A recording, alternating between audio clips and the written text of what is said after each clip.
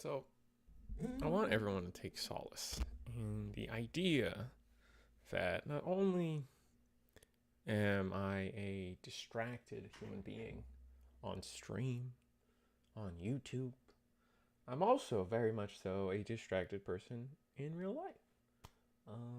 I am a chronic doom scroller on anything, really. I am a product of my time. I what's it called when you go on a Wikipedia page and you click tab after link after associated article after article and like drop down and reference articles, and it's a rabbit hole that I there are times I cannot escape it. But with that said, it is Thursday. It is the Eagles Nest Thursday weekly tournament post ban list. I'd like to have everybody know off the back of Monday, successful Monday. We had 40, I think it was like 44 people that signed up on Friday, which was wonderful. We off the back we had a 24 person double box tournament for the Eggman event on Tuesday. That was a spectacle. If you guys want to watch that was an adventure to say the least. And then we decided that we had to skip the Gundam event yesterday. I could not. It was just gonna be a busy week, and I sat to myself and I said, I need a day. I'm gonna need a day. I need a day, and I said, I'm sorry, Gundam, but let's be honest. We're not a real card game yet, Gundam. Not yet. Not yet. I think that's a fair conclusion to all of that. The tournament's about to start in like 2 minutes because we're late. This is my whole distracted in real life story. I'm gonna open up a soda muted. So, all right. So we're unmuted now. I have a drink that I will enjoy for the rest of the tournament.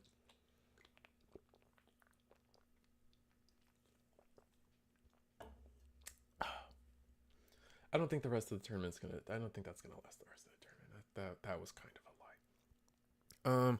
Thoughts on Magna X Invisimon? I imagine you're asking because it topped somewhere and did well. It makes sense, right? You Digivolve, attack Invisimon, and then just end your turn by going into Magna X. I think Invisimon is just going to be a really good staple. Period. Right? I honestly, I could see it ran in Blue Hybrid. Right? I could see it ran in just anything with a blue level 5. Like, we're already seeing it in Galaxy. Yeah, do not be surprised. Is all I'm saying. Like, why not run it in Metal Garurumon Swing and then just end the turn on a boss monster or something, and so like they have to deal with your boss monster and the guy that's coming out next. Seems pretty strong. No, it's just Theorycraft. I think I mean, in that case, if it's just Theorycraft, I still think I stand by what I just said. I think Invisimon might be like in the same bounds of genericness that as like Hexblow exists in, whereas Hexblow is a generic floodgate that everybody hates. I can see Invisimon being a very aggressive tool for most people. Just like, it's a second body, why not? Right? Like, why not? If you can give yourself generic jamming, which blue, swing into security, to the top you go, and then just kind of sit on that. It sounds kind of gross. Tournament should be starting. No guests today, but we do have a lovely calendar. We're not going to sell out. We're not going to do this full sellout just yet. That being said, I did mean to add something to my slideshow tonight. Let's see if I can grab that for y'all lickety quickly.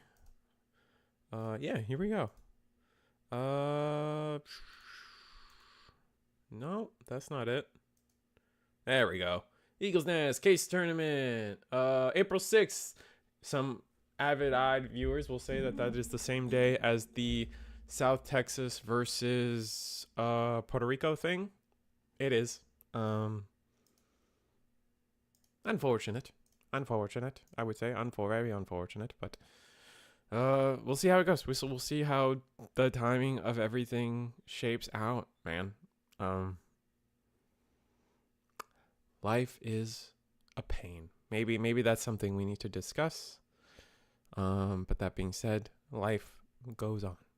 Let me double check when the tournament is starting. I imagine the player meeting is happening right now. Oh no, people are going to their tables right as I said that. So tournament hasn't started quite yet, but man, wow, we have 26 people tonight. Not too bad, pretty good. Again, Thursday tends to be the slow night, you know. Who do we want to bother? That's always the question for us. There's Nice. I wonder what they're up to. I'm always interested to see if they're up to any Lugamon shenanigans. We got Lindell Rose at table 8. I just like watching his stuff, man. That's really that it all comes down to, honestly. Blake Banter, table 9.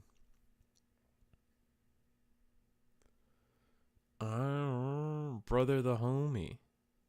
The homies? Brother the homies? Wait, which homies? What homie are we gonna...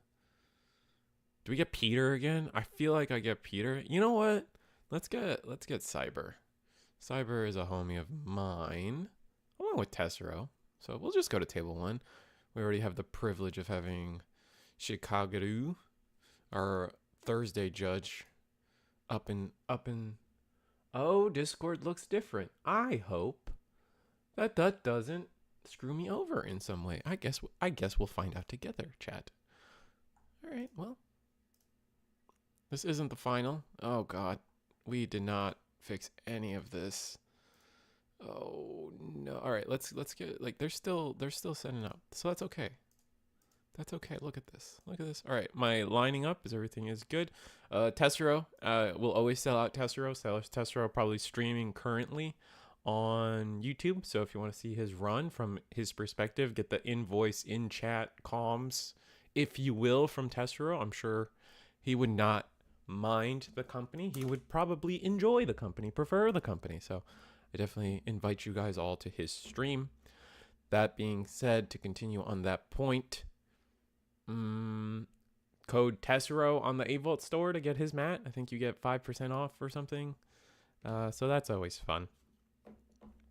Always willing to sell out homies. I mean, Avolt's got stuff, man. You guys already know this point. Avolt's got a lot of cool stuff. He's working hard to make that store. I think DigiPanda is going to have a store link here soon. I'm really struggling to actually fix all these screens of mine, by the way. I genuinely am trying, and I'm failing that cleanly. You know what I'm saying? Jesus, that is small. What happened to you, Gabumon? Why are you so small? There you go. Then we bring this back.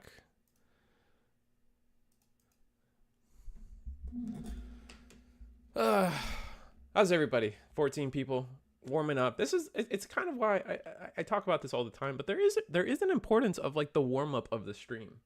And if I'm not on early, then I just feel like a lot of people miss round 1, and that always feels bad. I always feel sad that like my round 1 guys don't get the same attention. That like, funny enough, it's always like the second to the last round that gets the most viewage, and then no one cares about the finals.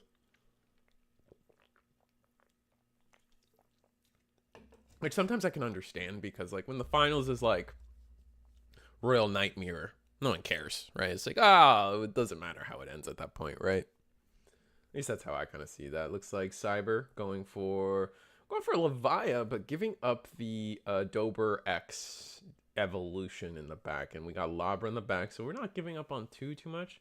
Goblymon memory isn't as good, but Labra's a good card. Ooh, Tessero is back on Sakuyamon tonight, so that'll be nice. Get to see Tessero expand out from being just I play purple. Mega Zoom mirrors are so boring. That's fair, man. And I said Royal Knight versus Royal Knight, but I generally feel like when people know what the final is, people just kind of like, oh, they just kind of like, oh, well, this deck's supposed to win, and if they don't, they probably breaked. So like they're not interested in. So I'm still trying to figure out why like the round 3 or round 4 usually gets the peak of viewage and then it falls off. But yeah, woe is me. Well, not woe is me. And we're seeing a Digivolve in the back again. I guess purple just hasn't drawn any of their like bank. I like to call them the banking cards, you know, the trainings, the boosts. So our only option is to raw evolve, not even like get value out of these evolutions. Maybe we're scared. Are we potentially scared of something? I couldn't imagine what we might be scared of. I guess some kind of smugImpmon combo. Ruin our like we're just wanting to. We are gonna promote though.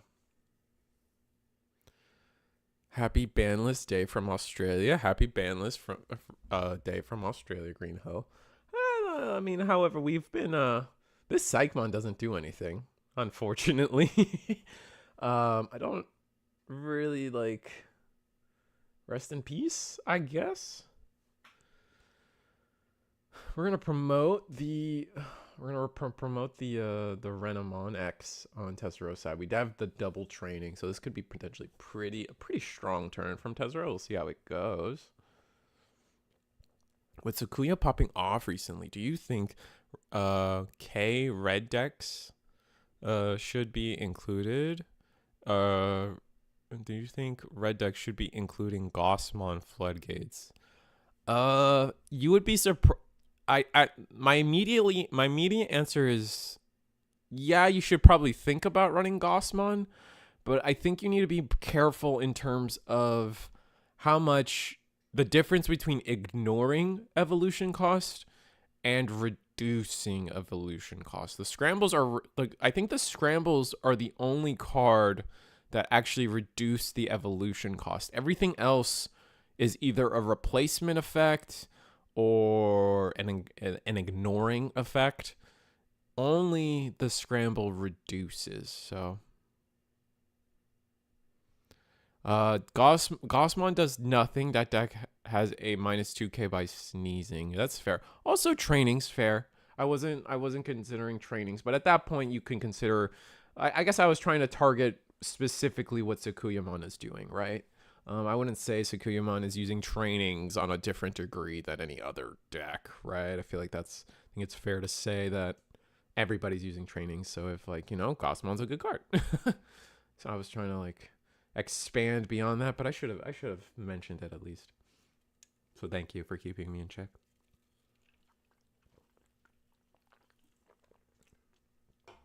I tend to skip that. I tend to skip steps when thinking, you know? In the context of Sakuya, yeah. But no, you're still right. I think trainings, I should have started that sentence with trainings and then expanded. And then, yeah, just ruin mode shenanigans. That will remove the Cerberusmon. Yeah, I don't think we should have promoted there. I think we should have tried to find something better to do with our turn from the Cerberusmon side of, or the, I guess we haven't confirmed if it's Levia or Lord Knight since we haven't like done any searching.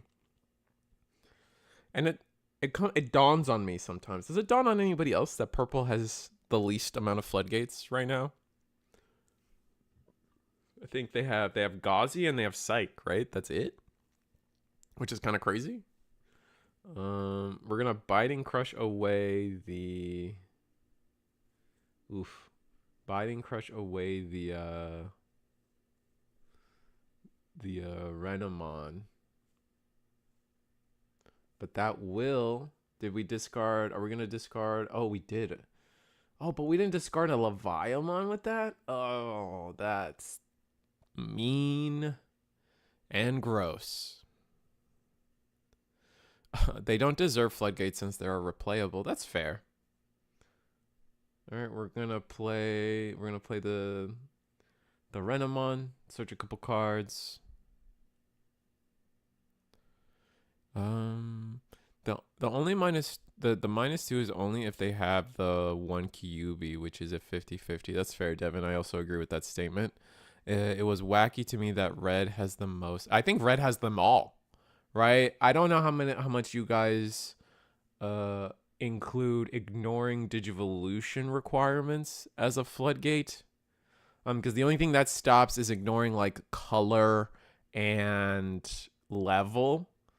That's it. You don't, when it says like, I think you don't get around like Digivolution requirement isn't like paying the 3 memory, right? I'm pretty sure like, so the Kuagumon, you can't just like when they say ignore evolution cost, I don't think the Kuagumon stops that. I could be wrong.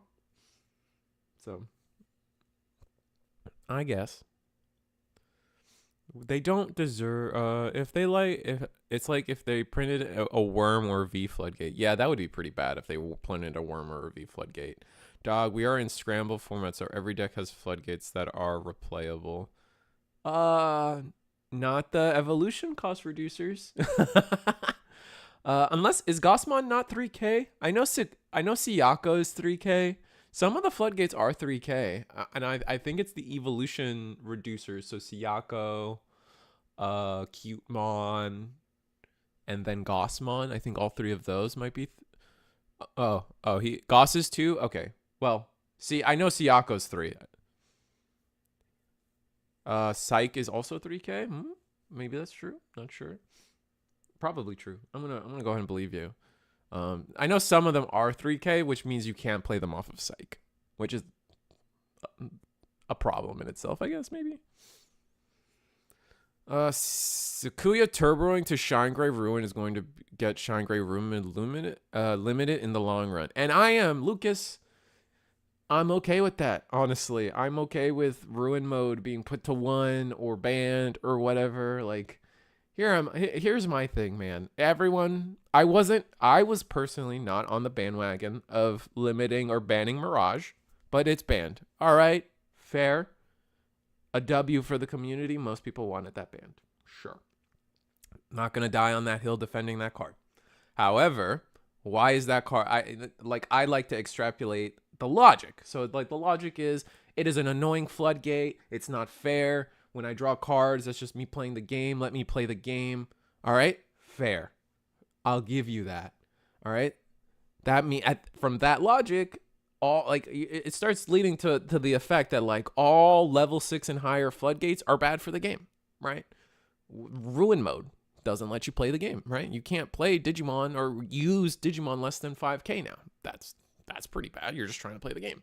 Hexplow, same thing. I can't turn my guy sideways because your card, you DNA'd like 10 sources under this thing. That's not fun. I can't think of more floodgates right now. Why? You guys get my point though. 10K with Sakuya build. We don't take the opinion of a filthy Mirage player. I'm not a Mirage player. That's the thing. I was defending it. Medieval Gallant, thank you. That's another probably not fun one. Red Purple Imperial, yes. Red Purple Imperial, Chaosmon, all good examples. Yep, I knew I was forgetting some. Good catch. We might be in a worse meta spot than before the bans. I know what you're saying. I'm inclined, I understand where that sentence comes from. However, I think even before the ban list, the meta was shifting towards a Red Purple Imperial Royal Knights like headlining format anyway, with Sakuya and all this Ruin mode shenanigans existing alongside that stuff. Like regardless of what the ban list was going to do, right? Let's go back pre-ban list, like your comment says. I think this. I honestly feel like the format, like the ban list didn't change much, man. I am happy Mother Shoto is gone. I'm sure plenty of people are happy that Purple Hybrid's gone, but realistically, that's the only thing gone. Everything else just got hit and like in like a kind of like slap on the wrist kind of way, or didn't get hit at all. So I don't know. And here we are. We're gonna stop on play effects, which is pretty detrimental to the Leviathan deck. Luckily for us, we haven't. Luckily for us, we haven't quite. Oof, 2 checks, unsuspend. Yeah, that's just gonna be game. That's rough. They keep hitting stuff too late. That's fair. I think the idea of hitting stuff too late isn't quite fair to think about just yet. Like I think going forward it's just going to be a different environment, right? Like let's try to bring it back and remember that we are officially in a unified format. We are playing the same exact cards Japan is. And when BT21 comes out at the middle of, I don't remember the full release date. I think it's like the end of April, middle of April. I don't quite remember. But like once BT21 comes out, like we are going to start a meta together with Japan on the same exact, like not exact same time. You guys know what I mean? But like well, okay, the difference will be like 12 hours or whatever. You guys get the point, right? We're gonna have to see, like, in our eyes it might have been too late, but like in Japan, like they were already past this, right? They were already in a different meta when this ban list hit. So it's gonna be interesting. I think that's gonna be the most interesting world we're gonna live in. It's like our idea of too late is essentially like what will that mean, right? Because when you think about it, like a lot of times a new set is going to change the meta before something gets old and stale. But again, for us, we've had an accelerated format, so things already feel stale because we've had these cards for air quotes 6 months versus Japan's 3 months, right? Like that's like a nice way to think about it. Like I don't want to be like exact with my time scope, right? But realistically, we get 3 months of seeing it dominate the format in Japan, and then we're like, man, this is a problem, and then we watch it get 3 months of dominating in NA, right? That's no longer going to happen. And so I think, like, contextually speaking, we're like, I think it's just like Digimon players as a whole, as a community as a whole, we're gonna have to, man, it's gonna be a time. It's gonna be like a human experiment kind of like mentality training. Like I don't know where I'm going with that yap. Honestly, I hope you guys kind of picked up on some of what I was saying, but man, it's gonna be interesting. Let me catch up on chat. Yeah, I'm excited that Fenrir can't constantly. Okay, fair. Oh yeah, Fenrir also got fair, and that was annoying because getting OTK'd and trashing security, those two mechanics in themselves are not fun. It's not that Fenrir was like, I don't think Fenrir. I don't know. I like the way Fenrir plays. I like the idea of being able to combo like that, do all the things that Fenrir was doing. It's just like when you combo that with like, oh, I just get OTK'd. Plus you're trashing my security. It's like the same Beelzemon problem. Like you just watch yourself lose and you're like, okay, I guess. Like there's no satisfying gameplay there. And I understand 100%. In my eyes, if Beelzemon deserves to be banned, so does something like Fenrir. They're definitely in the same realm of deck, I feel personally. At least the original Beelzemon, and I guess in this case, this version of Fenrir as well. It removes some toxic play patterns from the format, and that's always positive. Yeah, exactly. They got rid of the Shoto Mother, which I think was not fun for anybody. I'm glad it's gone. Sakuya Imperial Run Knight should be the next thing to get hit, and the sooner than antibody and sooner than anybody thinks, I think is what you meant, Lucas, right? Not antibody thinks. And the sooner than anybody thinks. I don't know. We're gonna have to wait and see, man. I don't think the timeline's just right. Like who knows what the next set does? If we're like, here's the worst case scenario. The worst case scenario is something like Apocalypse, where it almost killed the game in Japan, right?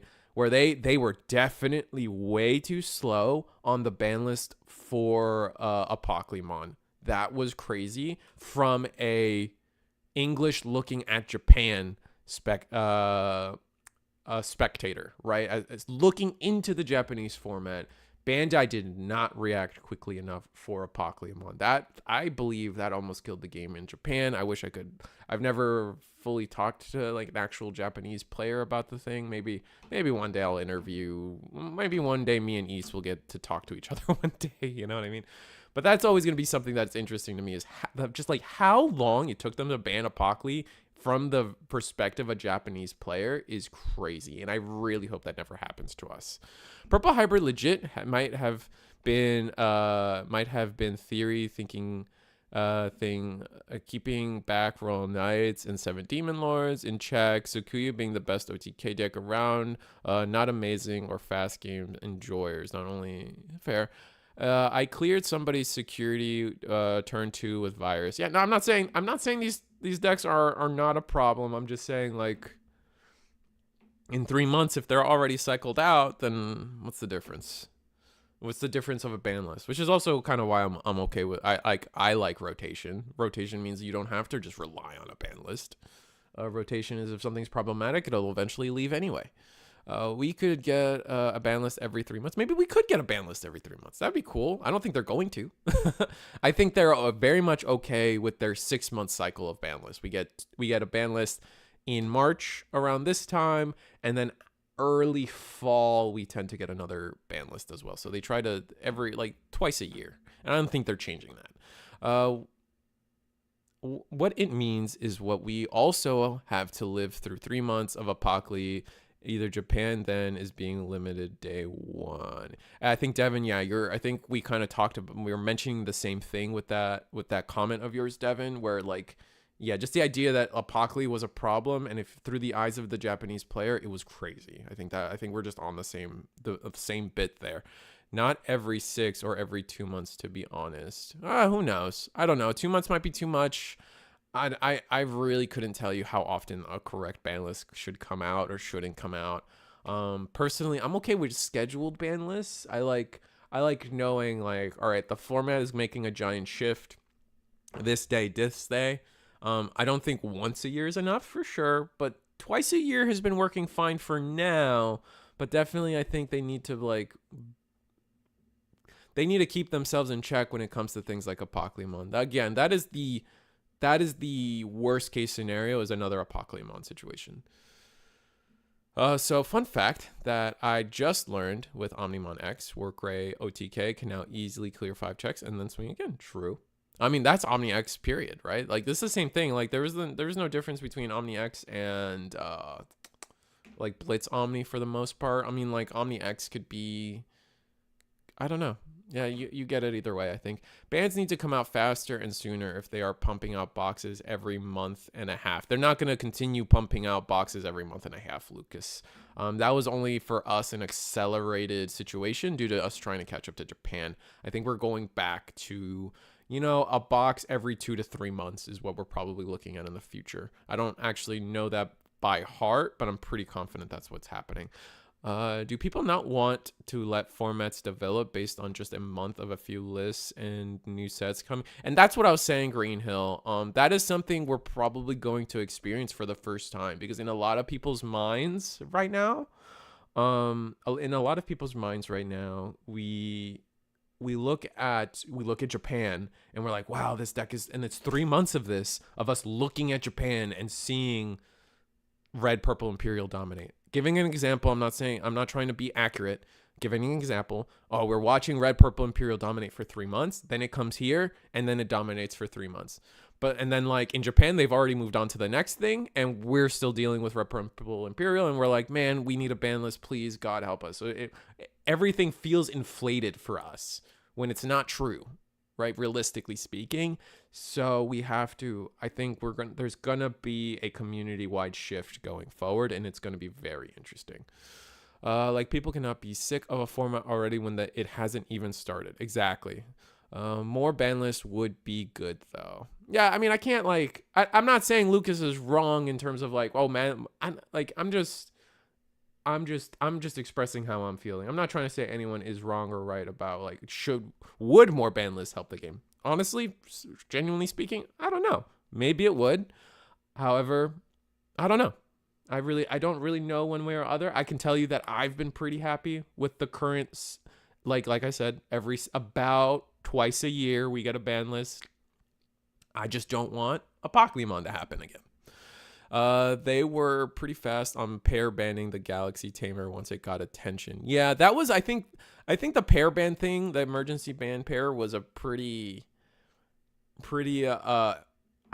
that is the, I want to call it the exception, not the rule. So you got to be really careful when you start referencing that situation, where, because that was very specifically like your opponent literally could not play. And I know guys, I say that and it's like, well, if I'm ruin mode minus 10k, I literally can't play. I feel you. I understand you. I feel the same way as you. However, you have to agree that you still technically get a turn with that. Whereas the pair ban with the Galaxy stuff literally skipped your turn, right? There's a big jump in terms of can't play the game between those two. And I think that is fair. Also, Tessero popping off here is kind of crazy. By the way, we got like 10 bodies on the board, and I don't think Levi is set up at all in this. Whatever. They were pretty fast on the pair ban. People always forget Mirage could have had protection. OmniX gives you a guaranteed swing for a game even if you don't have the memory. I understand. So does Blitz Omni, right, Wolfhorn? I am sorry that my typos are legit tripping you. No, you're good. I'll try to read it first because I hate to see you struggling because I'm silly and don't. I don't care, man. My spelling, like, you can ask Eggman and Digipanda and my wife. I am a grammatical nightmare in private. I probably sound a lot more verbally eloquent than I actually am IRL. I promise you. Half of what I do is entertainment and show. So I am very much bad at spelling too. Maybe because I don't see it as a fundamental problem since I've been dealing with that since 2016 to 2017 Zodiacs in Yu-Gi-Oh. Fair. I mean, people deal with that in Yu-Gi-Oh too, and like they've never seen a company care, and now like you got to think about it. Like a lot of Digimon players, I think it's fair to say most Digimon players come from Yu-Gi-Oh, right? Or Pokemon. I think those are the main two. I think it's a smaller portion of the Digimon community comes from Magic and then plays Digimon. So with that said, both the Pokemon card game and the Yu-Gi-Oh card game are just Japanese card games, and by what that I mean is it's the norm, right? You see it, the cards come out in Japan first. We get to watch it happen, and then finally we get them and we dominate with them too. And it's like it's that same like conditioning.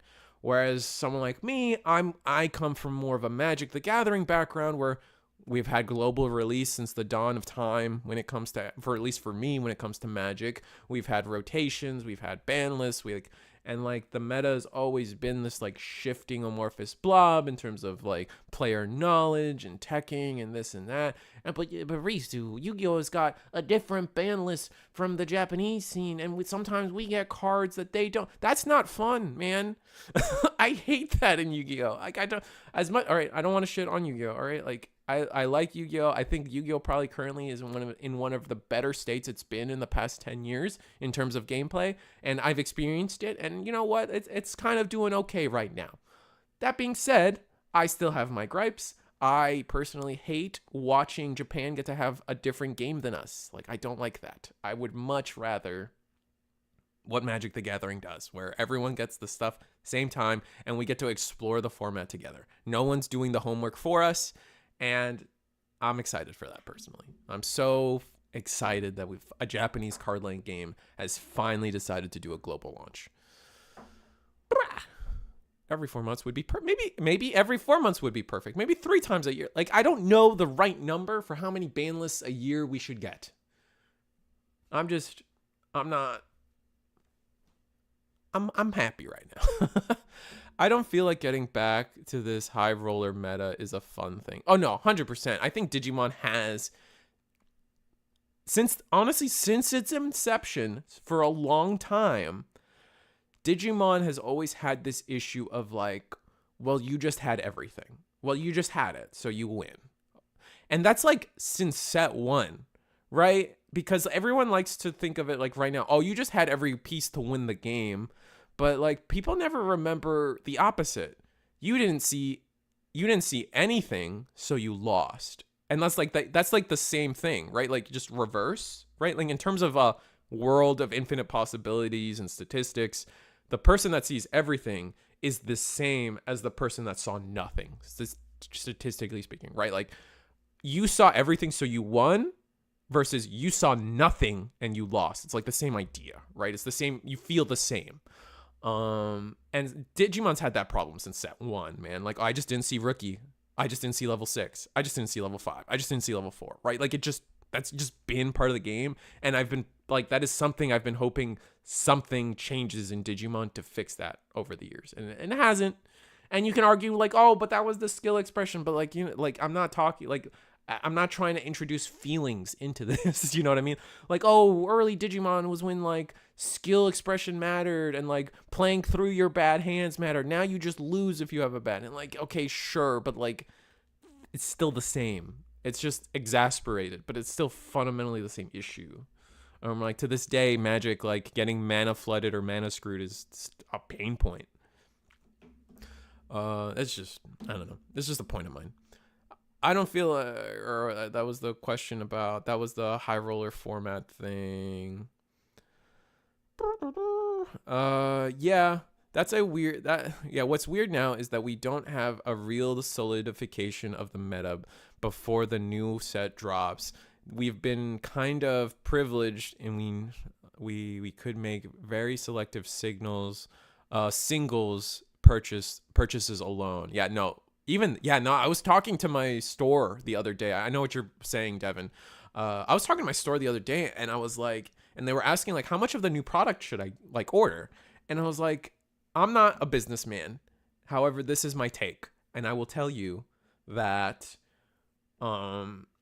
because we are in a unified meta, people don't know what they want anymore in terms of like a competitive standpoint. So people are probably just going to default to buying everything and buying more just in case they have it. More people are going to be more inclined to pick up Invisimon in case it's of like, you know what I mean? Like there's going to be, it's kind of funny. It's like card collection is going to start becoming a skill, and you like looking at a card like a Invisimon and being like, you know what? I'm going to make sure I have a couple of these in my deck building binder, for example. And the next thing you know, it's a $40 card. I'm making up numbers. It's a $40 card, and now you're rewarded for having some kind of intuition in terms of card collecting. I don't know, it's interesting. I'll ask Ben IRL later about your verbal skills. Oh, Panda? Oh yeah, 100%. I'm the rare Magic to Digimon player. Let's go. A lot of a bigger emphasis on figuring out silly interactions and changes. That's what I've been doing with Huckmon, Sistermon. You just tangent. Huckmon versus Hackmon. Does anyone care? And it looks like Sakuya just kind of won. Just like ran through the security, and Levi just never really got a chance to get off the ground these two games, which is really unfortunate, which sucks. I prefer Huckmon. I know like Digipanda makes fun and does like the goofy impression. But like I like Huckmon over Hackmon. Like I think hack, and I'm like you're hacking up a hairball or something. It's kind of weird. I lost to Examon because I didn't see a level 3 game 1 and level 4 game 2. Yeah, exactly, Green Hill, and that's always been a thing in Digimon. Last week, I feel like that problem has been playing this game. Yeah, exactly. I think it's just the cards do too much nowadays. It's just how power creep works. But OTK builds should get hit regularly. That's fair. I think that's a fair rationale. Lucas, let me get another game on screen before I keep trying to catch up on. Chat here. We can go, let's go to Let's go here. Table, I think this is like table 3 or something. I'll confirm. Oh, they're not done. I'm sure people will like this matchup. We got, I think it's black base. Yeah, black base Dexteruga versus Nice's Fenrilugamon. Not bad, not bad. Risu thinks the Lobo hit was warranted since he's happy. I didn't say that. You said that. That's crazy. No, not the Lobo floodgates. All right, so we went into, so Nice, whose turn is it? It is Nice's turn. We have double memory gain and a Lugamon, the good Lugamon coming out. So we're probably going to go to, are we going to grab a Tamer? None in hand. Surely we have one in trash. Okay, we do. We're going to go to 4 memory here. Do we have, I think this is going to hinge on things like having like the Dexterugamon in trash. I guess we'll see. I'm a rare Shadowverse to Digimon player. Oh, so you're a fan of like Lewis's the Panda's original work and like East and Different Fight. I still remember that trio like commentating Shadowverse all the time personally.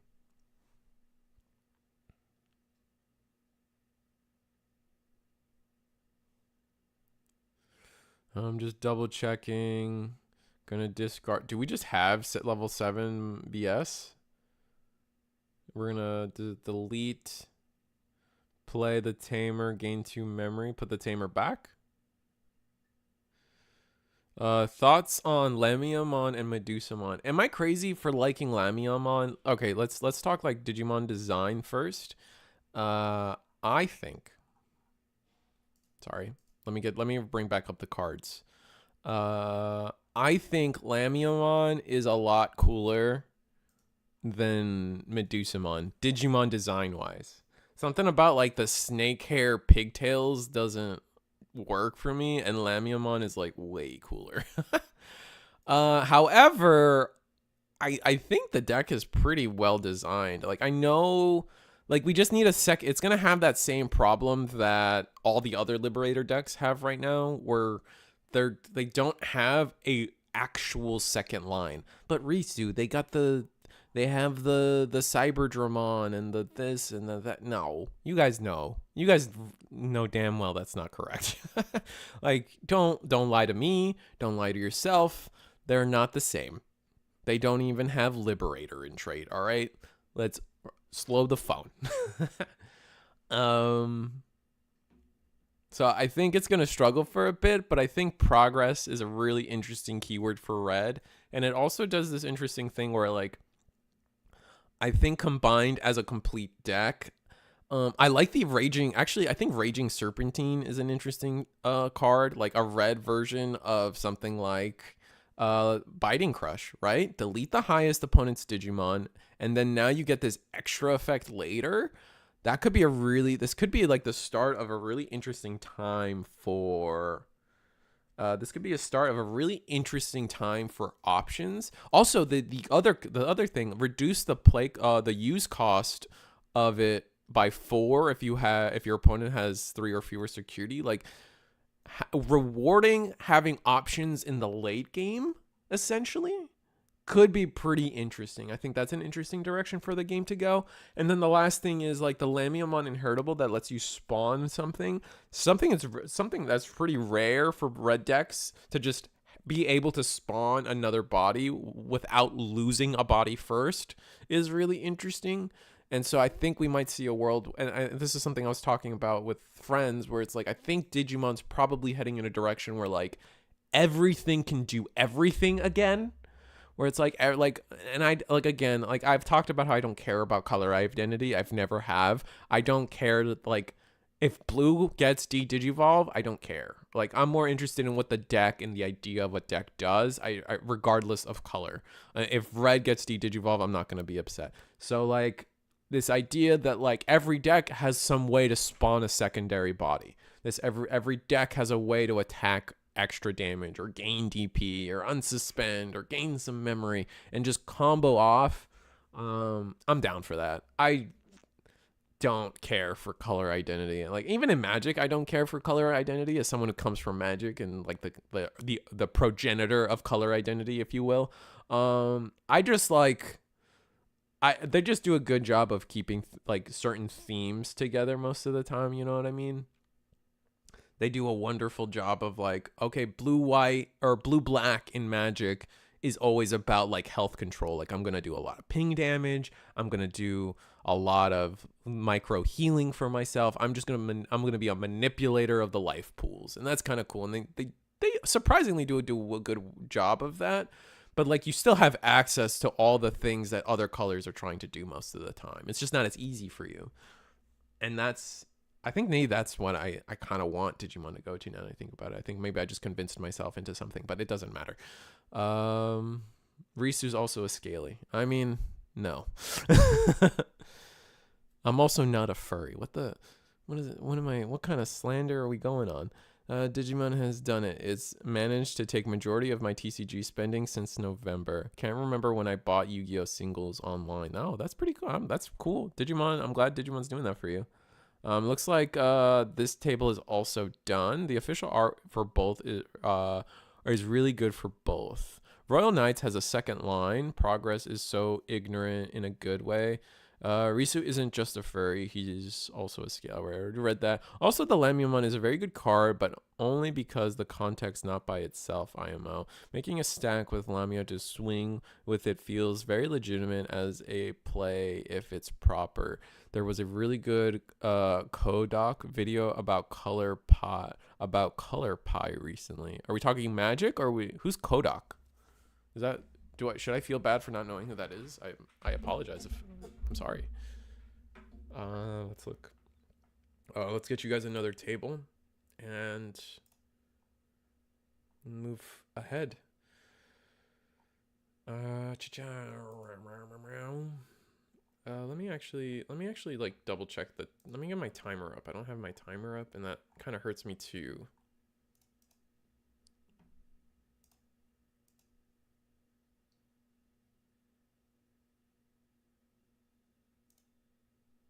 Oh, we only have 10 people tonight. No, wait, no, that's not right. That's Gundam. Oh dear. Okay, oh dear. Where's my link? Where, Thursday. There we go. Found it. Standings, pairings. I've got 7 minutes and 47 seconds left in the round. Actually, let me just put that up on the screen for you guys right now. It's going to be a little off, but it's fine. Oh no, that's a lot off. That's too much off. All right, start. There we go. Let me also get another before I look down the chat rabbit hole again. Let me see if I can get another match. Ooh, Ice Wolfen. Ice Wolfen, one of the participants of the or at least one of the organizers for the Puerto Rico versus South Texas event. Oh, I haven't put it on the screen yet. Bam. And bam.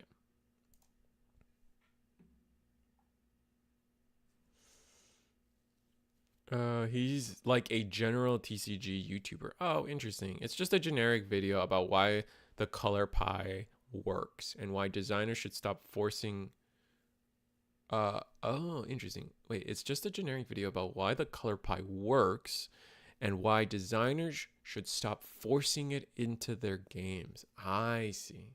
Because Magic did it. Yeah. Okay, all right. Okay. I got it. I got the full thought out. Thoughts on Black getting a keyword called Fracture. That is a better Jumbo Gamamon, but it plays at the start of your opponent's main phase and everything gains blocker.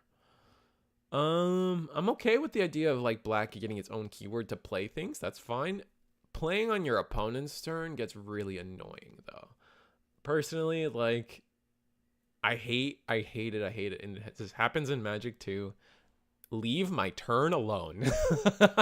Like I get it that there needs to be some interaction, right? But the moment I say, okay, the moment my opponent says pass, and then I go, okay, draw for turn, unsuspend, and you're like, okay, wait, before you draw, let me Like, homie, my storm. I haven't even gotten a chance to hatch, man. Leave me alone. Like, what the? That's my first thought. Where there's your problem. We don't have a TCG. We have Solitaire with Digimon themed cards. Opponents optional. Obviously, just joking. Yeah, it's fair. I mean, that is a. I know you're just joking, but that's a reasonable feeling to have in this game sometimes, for sure.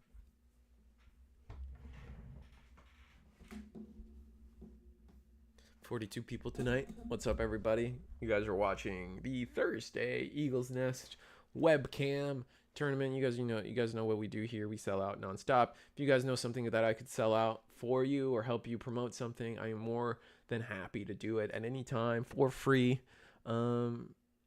I just enjoy doing it. That's it. That's as far as we go. We have double Chaos Valder Arm on board right now, and that's a special type of amusing for sure.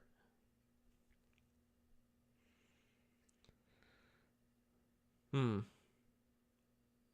right, Valder Arm attacks, 2 checks. Oh, we have more sources? Really? But how? 1, 2, 3, 4, 5, 6. 1, 2. Wow.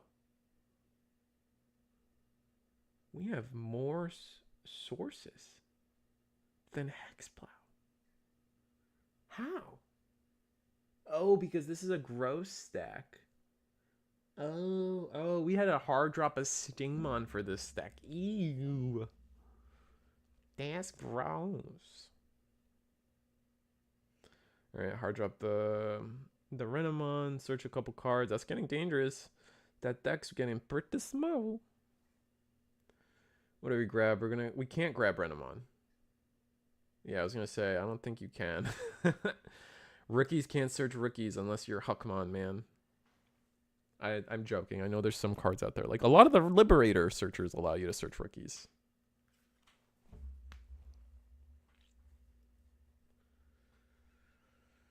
This is another GFG mat, by the way. The Numemon mat. Pretty like a GFG classic, if you will. I miss Tyler. I've been trying to get Tyler on here for a long time, man. Our schedules just don't work. It's so sad. I laugh, but it's true. It's just fundamentally our schedules just don't work. I think like Mondays he works and then Thursdays are his local night, so he just like can't come out. Locate Liberator Searchers is the answer to missing pieces. Yeah, Liberator Searchers are... I used to say Huckmon was the best searcher in the game, but Liberator Searchers might take the crown on that.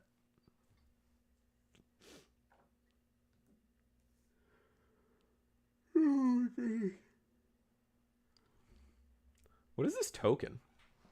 It's like a little girl with a crown. What is that? That's cool looking, regardless.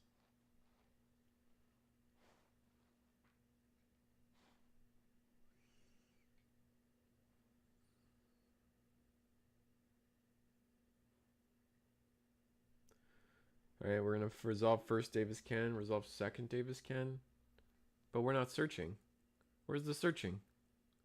We didn't search off of the Vmon. What the...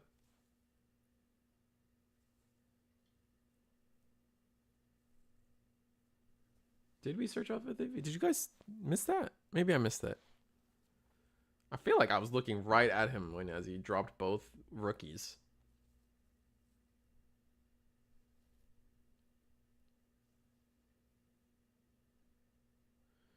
All right, strip 3 sources from the Valder arm.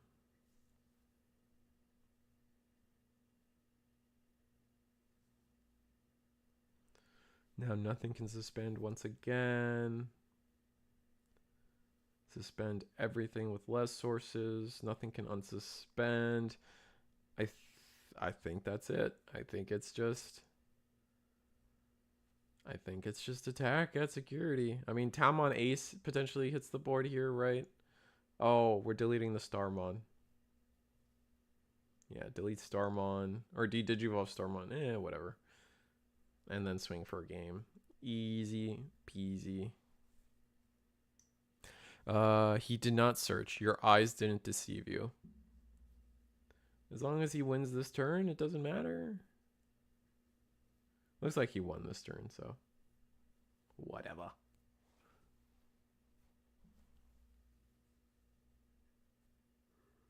Yeah. Yeah, he won. He won without the search, so I don't. It's not a big deal.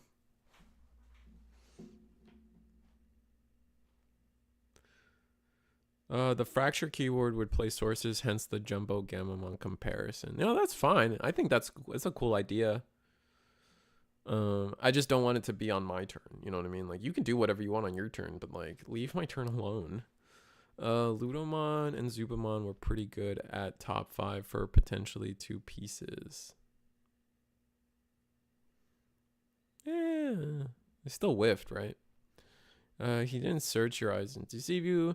No, no on plays for Valder. Thank you, Martin. Smart. Still, I think you should still do the motions regardless. If Valder was just digivolved into the opponent's turn, he can't activate on plays. Yeah, it must have been. Like, I mean, I guess we did cut in. We don't know if Valder was digivolved that turn, but there's a good chance Valder was digivolved that turn. So thank you. Good catch, guys. That's probably just the case, and I'd rather believe that. All right, let's switch it to me. That should be really close. It's timing around already, so it should be pretty close. But so that being said, let's settle out for just a wee minute.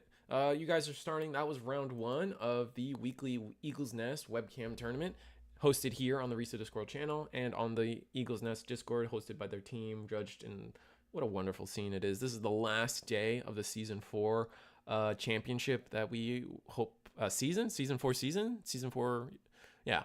Anyway, this is the end of season 4. So after tonight, we will know all the top running points earners for Eagle's Nest Invitational, which will be hosted this Saturday. So check that out. The link in the description below for that one. Yeah, every Monday 7:30, every Thursday 8 p.m. Yeah, no, please continue supporting it. The support has been amazing. I know Eagle and the team cannot believe where we're at today, and I think it's all because of the amazing work that everybody does. I think like we have a serious judge staff here. We have a serious like scheduling and organization and pricing structure. Like it is nothing short of amazing what they do here at Eagle's Nest, and to be able to stream it for everybody is only a plus. You know what I mean? But that being said, we do cover Monday and Thursday, but if you guys are looking for other things to do for the week and you want more webcam action, DigiGuard United has got you on Wednesday and Friday, along with DigiGalaxy. DigiGalaxy doubles up on Friday alongside DigiGuard United. Great people. You've seen Varney on this show. We've yapped. We've had a great chemistry. Haven't gotten to meet DigiGalaxy yet. Maybe that's something I need to start working on. I will admit that like my YouTube, my Twitch game is not as good as following and finding people on YouTube, which I do try to keep up on people on YouTube. So I think DigiGalaxy is strictly Twitch, unless I'm wrong, and then you could just call me a liar and that's fine, and then educate me on what their YouTube is. That being said, yeah, no, great stuff. Great, both of them have great product as well. DigiGalaxy sleeves, mats, and then same with DigiGalaxy has custom self-made art for sleeves and mats. DigiGuard United as well has the cool like DP markers and all this stuff. Like they're little like dice rolly like fumble sticks. I think I'm gonna start calling them fumble sticks. I don't know why, but like they have these really cool fumble sticks, and it's like plus 3 KDP, minus 4 KDP, and they're really cool for tracking all that stuff. I don't even know if they still sell them, but that was probably always the thing that stood out for me that they have. What else do we got to yap about? All right, didn't stream it this week just because I am a lazy piece of salad. However, Gundam every Wednesday, $5 entry fee. Round 2 has been paired and started, so I will be trying to rush to get there, but watch as we Digidane, Digivice format, check that out. We need Avolt to run tourneys on Tuesdays with their products as winner prizes. Maybe. Puerto Rico versus South Texas, April 6th. That's the same day as the Eagle's Nest case tournament, so look out for that. And then this isn't real. I need to delete that. And I was talking about, this Saturday will be the season 4 championships for the Eagles Nest Invitational. And here's to take a look at some of the prizing our players will be playing for this Saturday. And mind you, it is an invitational. Our top players from all of season 4 have been earning points to be invited to this. And now this is our chance to really get to show off all the prizing that's going to be available to them, and people are really excited, man. Like, this is some good stuff to be getting to win. So there's that. And yeah, curiosity. You see the curiosity tokens. You see the Digipanda sleeves and mat. And I gotta tell you, man, those sleeves are so nice in person. Like the gloss and the foiling. Oh my god, those sleeves by themselves like make the whole thing worth it, which is crazy. And then, as I kind of alluded to earlier, we have the Eagles Nest BT21 prizing case tournament, progressive case tournament, whatever. You guys, I think it's nomenclature at this point to understand what it means, but $35 a person, April 6th, 1 p.m. Eastern, 12 p.m. Central Time, with the new ban list, of course, because the ban list will now be legal at that point going forward. It is BT21 prizing, but it is going to still be the 2.5 format, if that didn't become just absolute word soup for everybody. What table are we at? Do I just cover this table? Where am I at? We are sitting at, Reese the Squirrel is sitting at table 4. And we got Blake Banter versus Lear Bear. Do I stay here, chat? I feel like I stay here, chat. So we stay here. let me get this. Let me get the screens a little more accurate for everybody. It is round 2. We'll get the timer squared away in just under 10 seconds. I swear. Okay, maybe a little longer than 10 seconds. I'm sorry, I lied. I'm sorry, I'm the worst. But there we go. Timer started.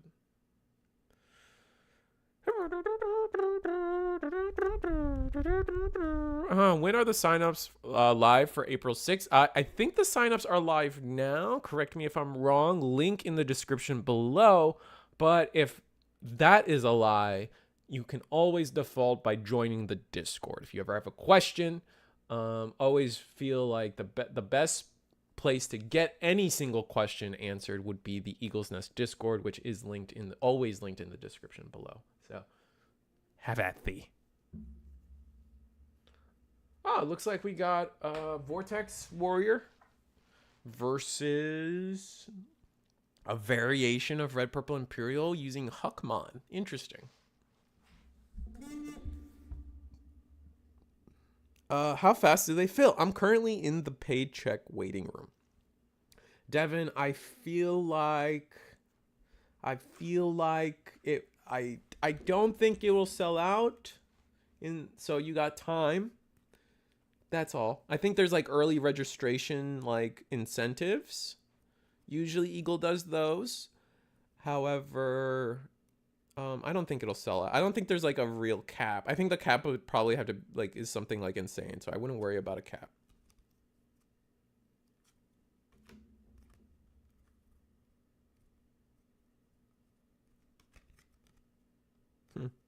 Just noticed one of my cards is very damaged. I'm very sad about it. It's my EX5 Metal Garurumon X Anybody Altart. Oh, that's so devastating. I'll show you guys later, but this is so sad. Oh no. Oh, that's devastating. I'm sorry. Anyway, we're gonna play that's Digimon Liberator, right? Search top, whatever, pick up a card, and then we get to play a card with Liberator in trait, which means we can play the Tamer, which is why I like that card. Play. Yeah, there we go. Play the Tamer off of the Digimon Liberator. That's why I like that card way more than was it Vortex Resonance? Last question is, should I play Shine or Pure Excel deck? I don't want to tell anybody what to play. Oh no, that feels right. That's like, that starts treading the area of like market watch stuff. Like hey, you should pay $35 and play this at this tournament, you know, so you like have the highest chance of like, you know what I mean? Like I don't know if I'm comfortable with telling you how to spend your money. Shakuo Excel all the way. I am all right. Wolfhorn. Well, Wolfhorn has given you a suggestion, so I will use that suggestion. I'll cop out. Ooh, a tamer. Lucky us. What is this deck? We also have Gatomon in here? What are we doing? Is this like red? Is this red armors? Like Mastamon? Is that a... That's Mastamon. What do we... Alright, Shadramon. Okay.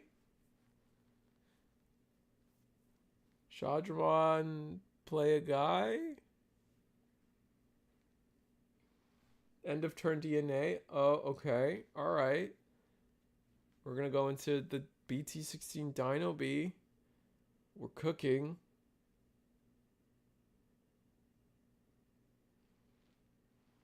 I think that's it though. Oh, is the idea that we can play a yellow free level 5 here and then end of turn DNA into a master? Is that the plan? Oh, it is the plan. Chad, I think that is the plan. That's why we're picking up that card. Oh, that's wild. And we do one check with the Huckmon. Pass turn and one memory.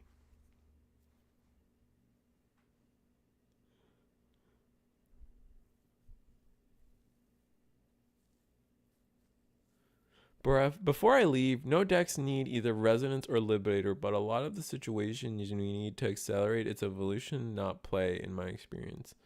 Oh, that's fair, Green Hill. I mean, to be fair, I don't play the deck enough to really do anything, but it's just like the idea of like being able to like set up your tamers, because the tamers are usually important too, matter.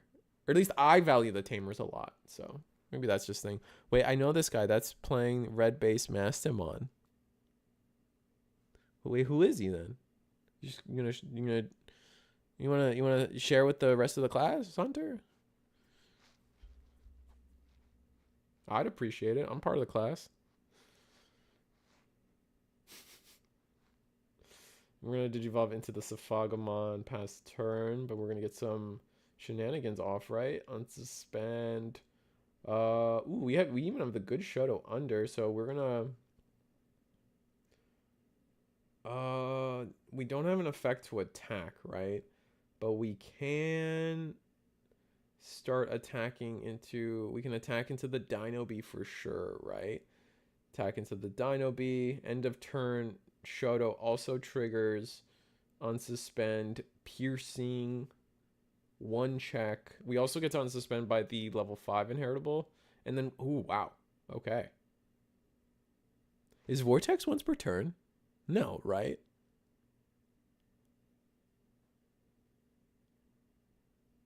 I know Overclock isn't once per turn, but is Vortex once per turn? I don't think so.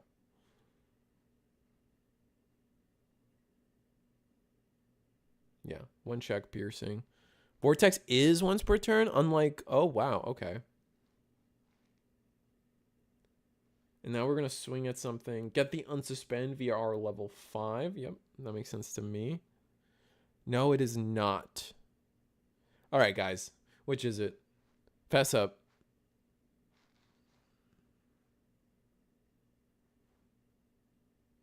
You just have to...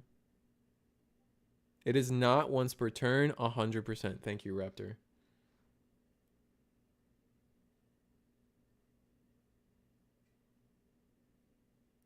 Oh, but if you find a way to unsuspend and keep it your turn, it's literally like overclock in that same sense. Like, you can do it multiple times as long as you like take the turn back. All right, okay, cool. So it is not literally once per turn, and that is what I'm asking. Thank you, chat.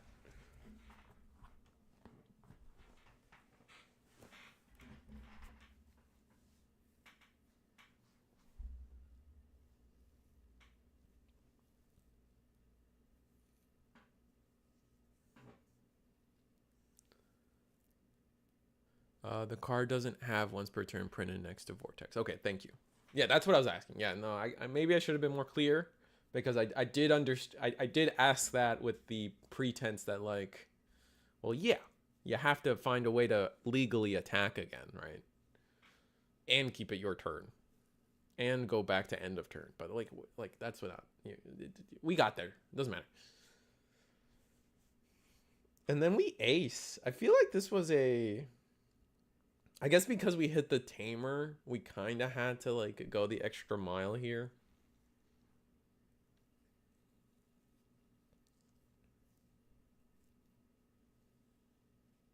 Which sucks. But I think we're still. What's crazy is I think the Safaga is still immune to Digimon effects. Semantics are very important in Cardscape. Absolutely, Wolfhorn. No, I apologize for not being fully clear. What's the other deck here? We believe it to be Red Base Mastermon DNA. Red Master, yeah.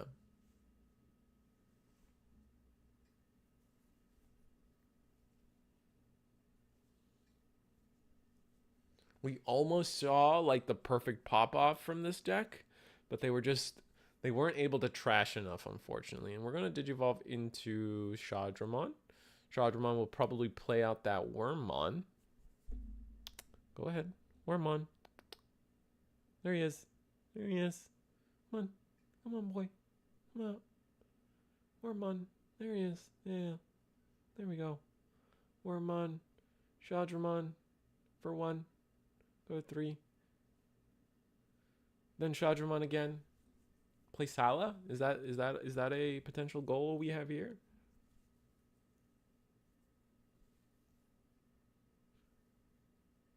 We need something to like win Digivolving DNA, right? So we need like we actually like unironically you need like Flame Dramon.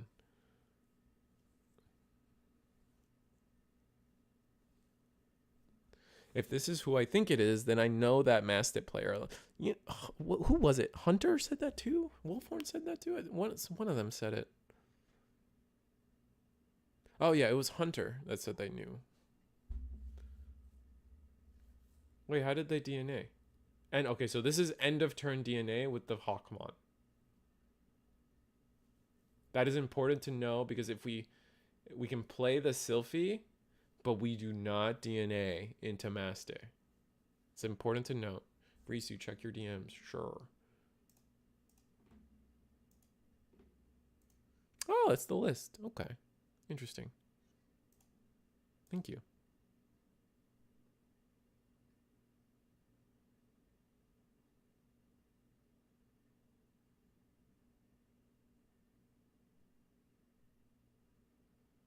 But I don't think I think they gave it up there. They just didn't have it.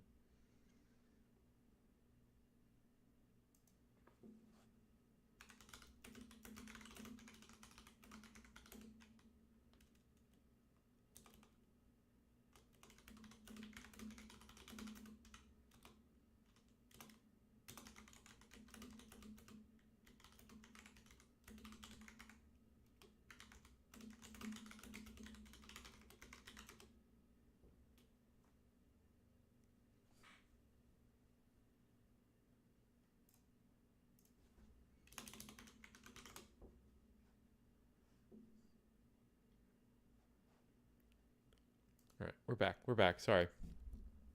You know the real tragedy of the ban list? No Muchomons anymore. Muchomons? I miss my red penguin in my blue doggy deck. Muchomon. The red one? Oh, that's the deck I've been practicing on DCGO, I'm not gonna lie. Oh yeah, no, that's the deck I've been playing because of the ban list. I've went back to the maracas, bro. The maracas is like sometimes you beat them with the maracas. Yeah, yeah. Navi's got a point here, Devin.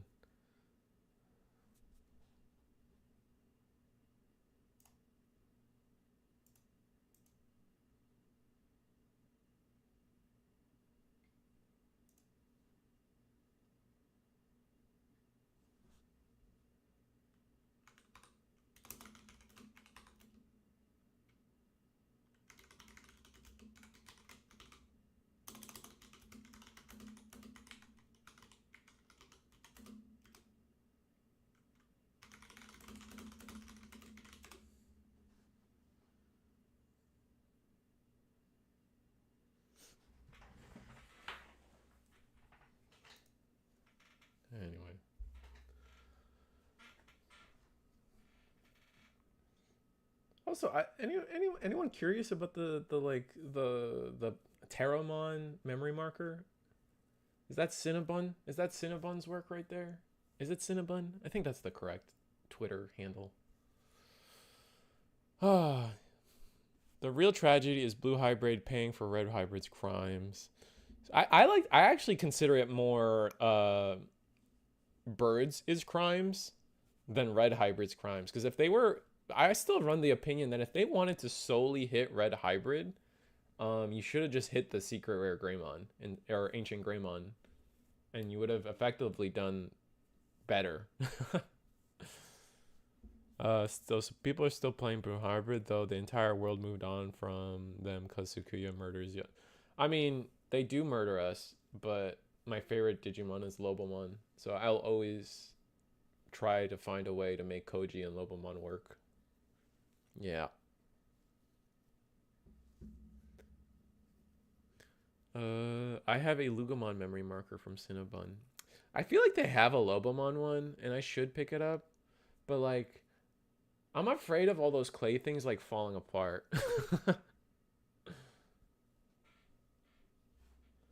We put Shoto in this deck, but why?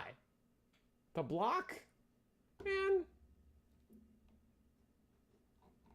that's crazy.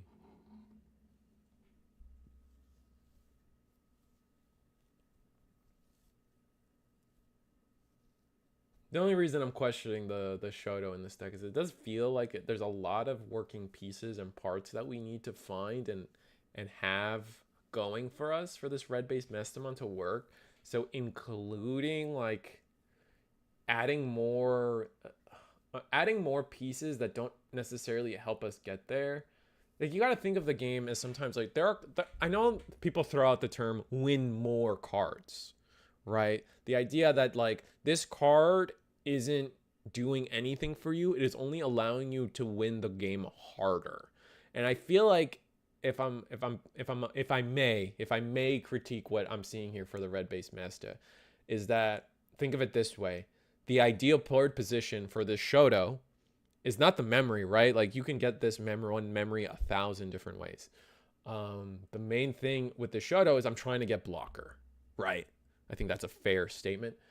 But what does it take to get blocker? Well, I have to have my Mastamon on board. So now I have this Mastamon on board that probably spawned a different body and probably did this. And then I have my Angemon, or I don't have Angemon because we're doing DNA 5s. But like, you get where I'm going with it? It's like there's a lot of worlds here where you have Shoto, but you don't have Mastamon. And the only time Shoto is good is when you have Mastamon. And if you have Mastamon, you've achieved a lot of your gameplay as it is. So like, I don't know. That's where my brain goes when I see stuff like this. I don't know if that's educational for anyone out there, but I find that concept interesting and fun.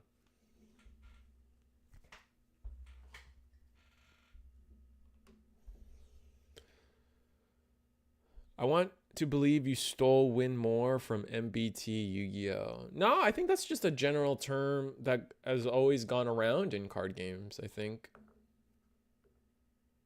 They're surprisingly durable. That's good to know, Hunter. Maybe I bite the bullet one day and try to see if I can nab a Lobomon. Or maybe like a Kendo Garurumon was always one of my favorites too, but Magna. Magna's actually my favorite. Magna in his like double lightsaber mode. Oh my god. I wish that was a better card than it is. Or I wish it was actually a mode. It upset me so much that Magna Garurumon wasn't a mode. Or Magna Garuru SV mode wasn't a mode in the card game, kind of like werewolf mode, or you know what I mean, maid mode or whatever. Finals this Saturday. Tune in to see top players. Can I pin this? Is that, I'm gonna like it, and then put user in timeout. Yeah, that'll probably work. I mean, you're a mod, so maybe you can pin it yourself. I don't know, but thank you either way, Eagle, for 15 bucks. I really do appreciate the help. I know I don't like to ask for money, but it's becoming more and more of a relevant issue. I'm playing win more win. I'm playing a more win card. Why am I not winning more? Um, I'm assuming that's sarcasm. Green Hill, win harder cards. Oh, I see. Oh, are we? Oh, okay. We're having fun with English. That's what we're doing. No one stole anything from the community. MBT Yu-Gi-Oh! I love Joe. MB, is that his name? Oh yeah, Joseph Rothschild. How could I forget? Yeah.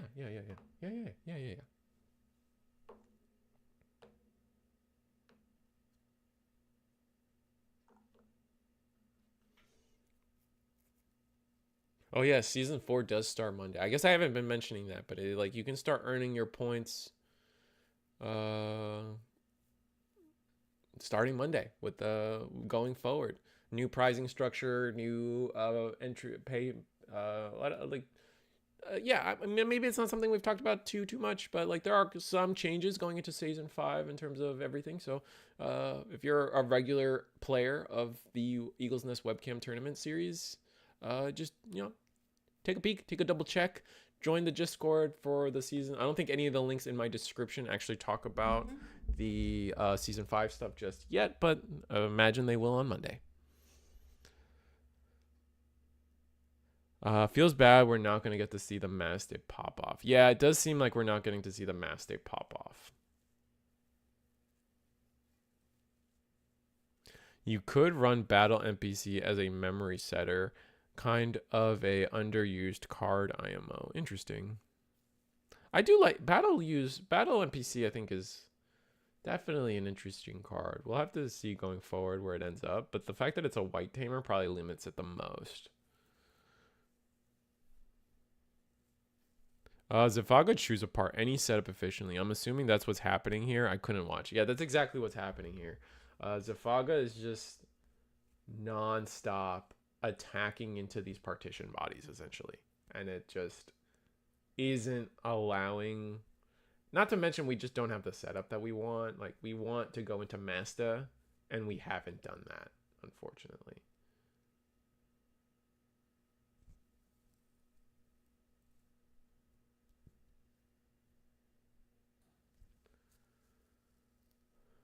We're going to... Oh, we don't even have end of turn DNA. Maybe they need flame Dramons. I keep going to that because I think that might be the key thing here that might change the game for them. They got Gatomon in here. Maybe in that slot they could go. Well, they need the yellow source sometimes too, right? Ugh, that's rough. Yeah, leave anything stray on board and you're losing to Zafaga. No, that's a good point. That is just kind of true, unfortunately. Can any of the searchers find Master here? It's not free. No, I don't think it can. Not that I can think of. I can't think of any card in the list that could, unless it's strictly, there's anything that strictly searches yellow and purple, but I don't think so. Hawk. Oh, Hawk does search dual color yellow cards. Yeah. That might be the only one.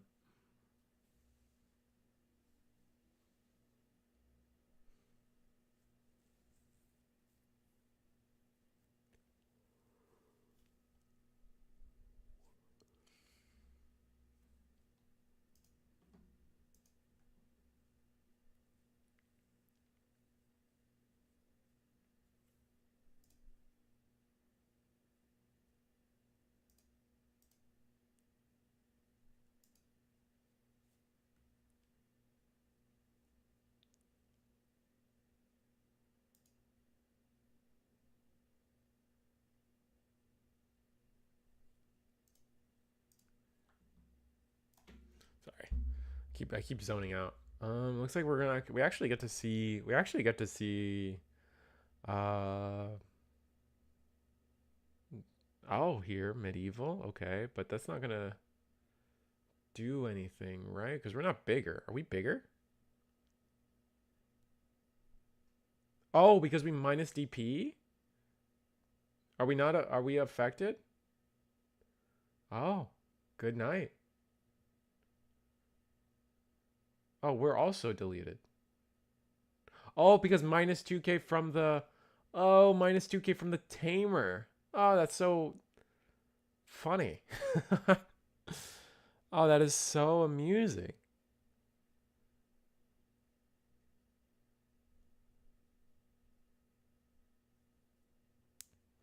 Your point on Shoto is something that makes me think about my deck. I run Arisa to do more Sistermon shenanigans, but I don't have a way to play her. It's only a 3 memory, but it could be a tempo loss. You do have to ask yourself, like, what? Like, I know I went on a little rant about the Shoto, but like, realistically speaking, what could that card could that card be something else, right? Could the Shoto have been a training in this scenario? Would that have been better for this player? Could it have been a memory boost? Would that have been a better for this player? Things like that. What does Shoto do here that a memory boost doesn't? Or a training? Or I think trainings in this deck might be kind of bad since we're trying to do all these on play things, right? So then we have to move on to more memory, which is comes in the memory boost comes in. It could be more Sistermons. It could be. You just have to ask yourself those kind of things. Like, how often, you do have to ask yourself, like, how often am I seeing this card versus something else that could have helped me establish in the early game?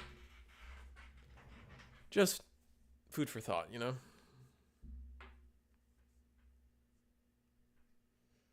I've played against that Sistermon deck too, though, and it gets...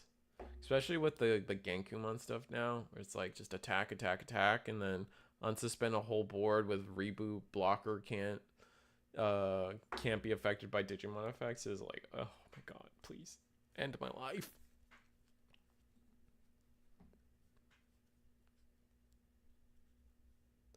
Arisa with puppets is board presence and on plays. It's a very granular and dependent deck dependent. I like Gold. I did like Goldra X Token Rush. I did practice that deck a good amount. That deck was actually pretty fun. There was just a lot of Digivolve for some reason when I played that deck at the time, and it was just like, ugh. Also, meeting got canceled, LMAO. I'm still here. Fair enough.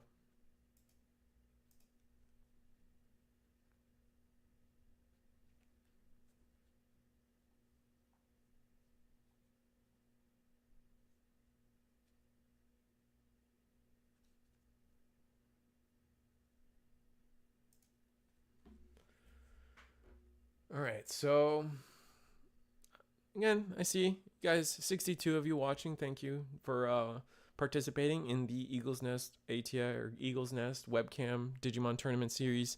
This is the Thursday event, hosted every Thursday and Monday. It's really cool to see the support, and I can't say it enough. Eagle can't express it enough. All our judge staff can't express it enough. It's so cool to be a part of this. And I'm glad everybody wants to be a part of this.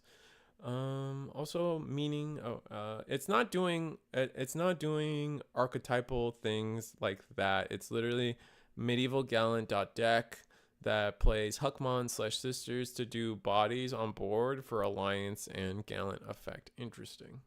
Oh, so you're not doing like the puppet shenanigans. It's that Arisa. Oh, interesting. Yeah, then that is something to think about. Like, could it have just been a boost? Could it have just been they brought up battle NPC. Maybe you can tuck a sister under battle NPC and get some value that way.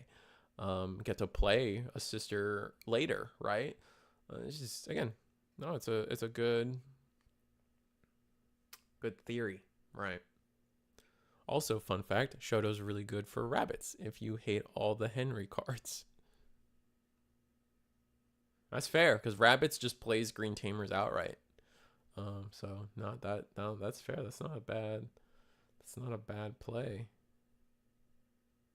And yeah, looks like we just kind of win. Unfortunate. Wait, Sister Awakened under Battle NPC, yeah. Unless Battle NPC strictly says it can't be a white Digimon, I don't see why it can't be a white Digimon, you know what I'm saying? Nothing problematic with him at all. All right, so that's definitely game here, right? I think Zafagomon just took it 2-0, unfortunately.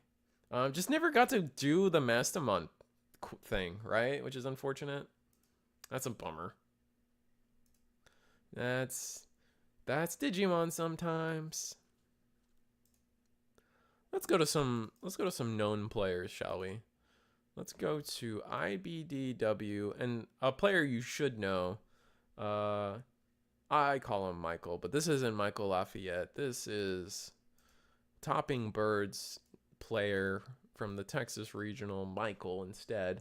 Really good Birds player, local to Orlando. Love playing with him. We're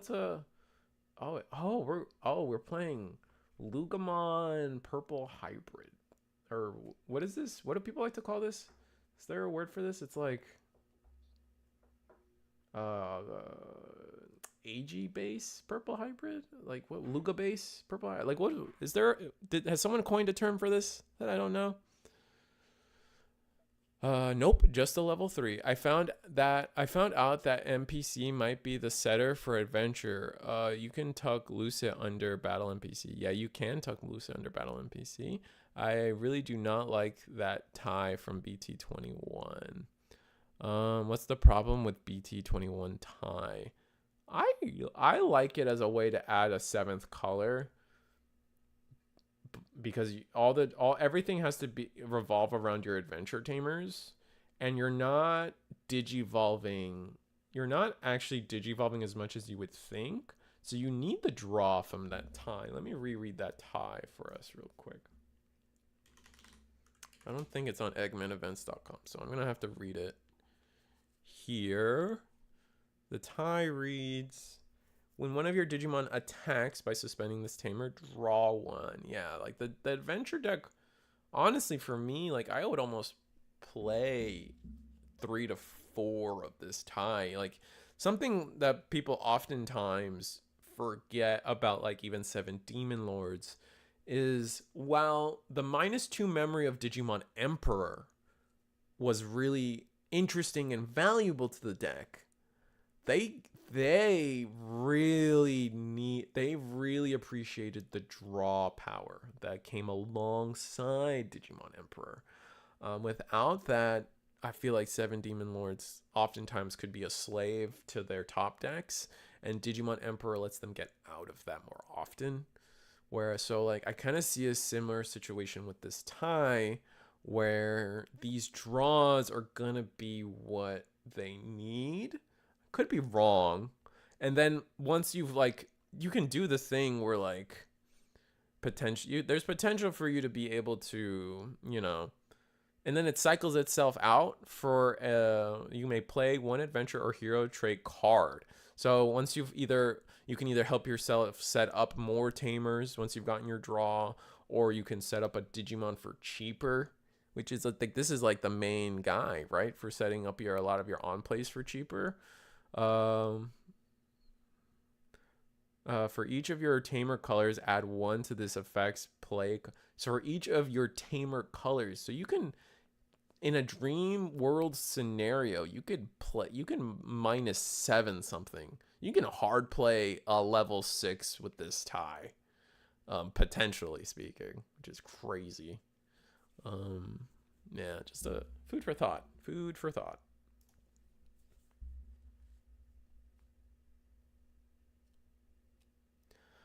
You can talk. You know what? I'm just gonna look up battle NPC.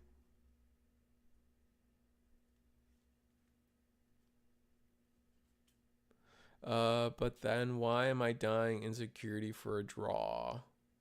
I don't know. The tie seems kind of off to me. Oh, you're right. Battle MC only plays level 3 with 3 cost Sag. Oh, fair. Okay, fair enough, guys. My bad. It's been translated. It's such a funny card. The Greymon? I haven't seen this War Greymon. Is it in like a leak channel or something? Oh, you know what? I did see this. Oh yeah, it is literally Owen's War Greymon. That is so funny. They literally didn't give it the adventure trait. They didn't give it any. They made it an uncommon. That's crazy. When this card would be played, for each of your opponent's Digimon, reduce the play cost by 2. Okay, and it's for 11. So if your opponent went wide, sure. All turns, when any of your opponent's Digimon are deleted, this Digimon may unsuspend. So it's a double blocker. Interesting. Oh, it has Rush, too. They just didn't give it... They didn't give it the Adventure trait, so Adventure can't use it. That's meh. I don't even know if Owen wants this card. No wonder he lost to Zenith. That's crazy. It looks like Fenrilugamon bit the dust here. Or not Fenrilugamon, Purple Hybrid. It's meant to go with the 0 and 3 cost, so you can swing in the end of turn. Oh, okay, interesting.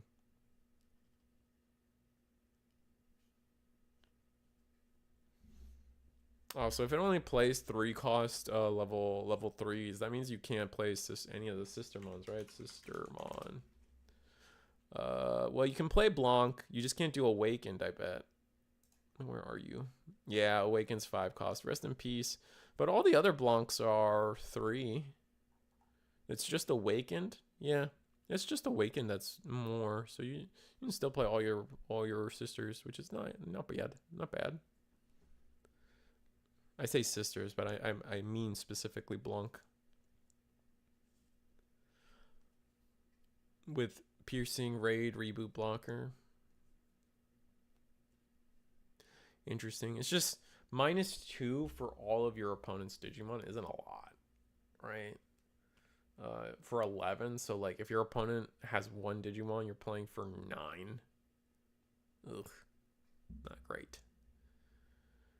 As an appreciator of Mo, I really love Lanumon Mo, like Simpsons. I know what you're talking about. I'm being mean. All right, looks like we're done. Looks like Birds took that game. Let's see if we can find you guys another game. Wrong Discord. Dang, never. Got Knights versus Lord Monkey, Straw Hat Issy. Maybe I go... Oh, Marshmallow Ruffian. Also another streamer, everybody. So, enjoy. We had him as a guest the other night, and it was definitely a blast to hang out with him. All night I'll never forget. But probably streaming on Twitch, so check them out. Really good insight. A Yu-Gi-Oh player, so Yu-Gi-Oh player, but also really enjoys Digimon. Really interesting. Definitely had a great yap with him about the state of Yu-Gi-Oh and just card games in general. Honestly, is the guy that gave me more of an appreciation of what current Yu-Gi-Oh is and isn't, right? It's one thing when like us like Yu-Gi-Oh refugees talk about the game and are like, man, that game is so bad, look at this card, and like we don't play the game. But then it's someone who currently plays the game and is like, you know what, it was bad, but now it's better. Yeah, this is a board state, and I guess this is what happens when you don't go into ruin mode, but then also floodgate on plays.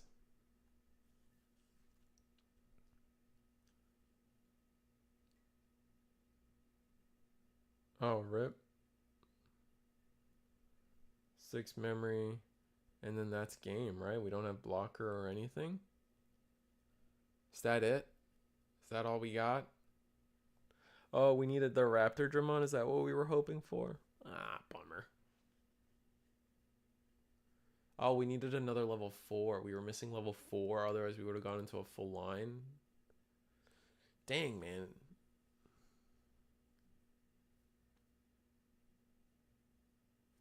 When you have to play through 6 nuh-uhs. That's fair, but I think the idea right now is that, like, back when most people quit Yu-Gi-Oh, the nuh-uhs, most decks couldn't play through the nuh-uhs, and now they can.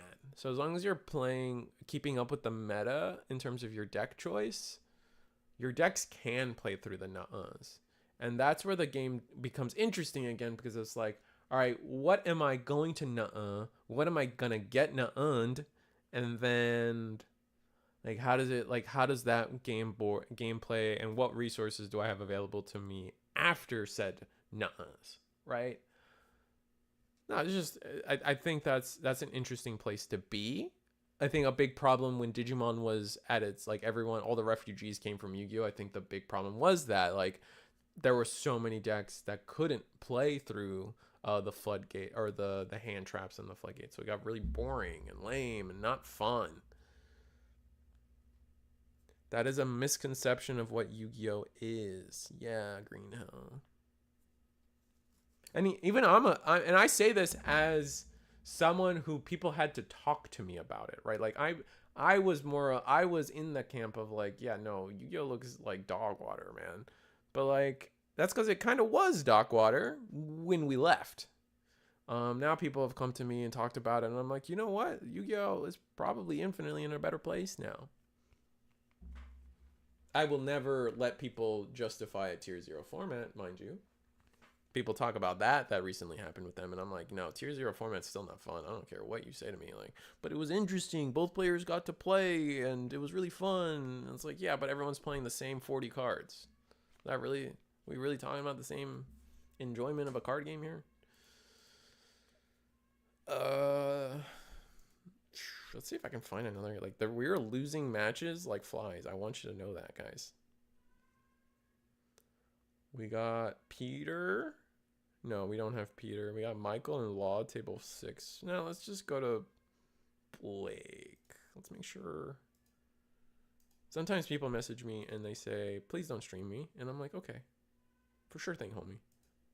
And it's hard for me to remember all of them. I think Blake's okay. Oh, it's the Mestamon again. No shot. Is this a real? Wait. Are they? Oh, they're probably just playing a for fun game then.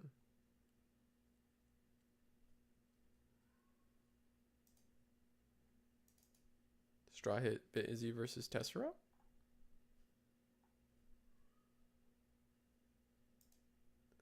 Straw Hat Izzy versus Tessera. That's what we'll do.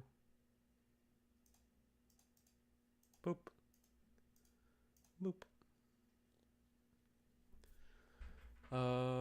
Like Raziel Detonator is a crazy as a card, but if you build your deck correctly, it's not impressive by itself. I hear it's better now though. The new Blue Eyes, and someone reminded me when the good dot deck is now, because I hear it's fun and not Tenpai. The tier zeros in Yu-Gi-Oh are awful outside of competitive, and even then, not always. Tier elements mirrors are great, but that gets tiring after 2 weeks. Yeah, that's the one I'm talking about, Green Hill. I don't think mirrors are fun. Mirrors are okay, but when that's like, it's called tier 0 for a reason. So when like 90% of the field or most of the field is one deck, that's not exciting game design for a card game for me. That's as fun as maybe it could be. That's still failure in terms of a designer. When you print out, I think it's a failure in a card game when you print a set and only one card is good, right? Like think of it that way. You design a set with 6 decks and only one of them is good. I think that's a failure. I'm like, I don't know. Maybe I'm being too harsh. Maybe I'm not being understanding of like they can't possibly design every deck to be good, Risu. But like, then why print 6 decks, man? But the casuals want to win too, man. Like I don't. What are we talking about here?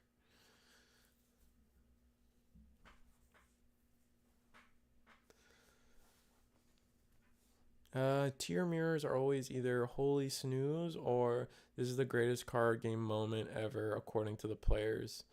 The way tier developed into tier 0 is because of the non-tier cards.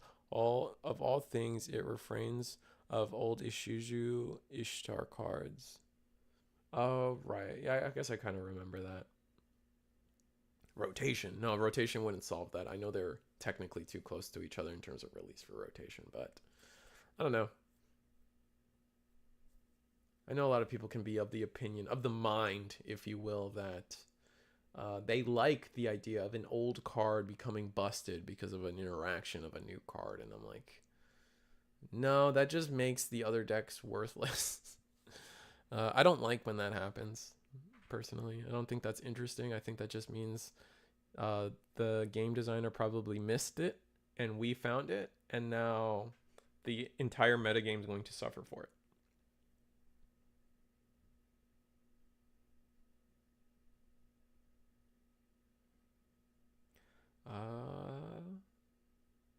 And we're gonna Verlin Knights will play Last Guardian, search top 3. We're gonna grab the cool boy every time, and we're gonna grab Omeka.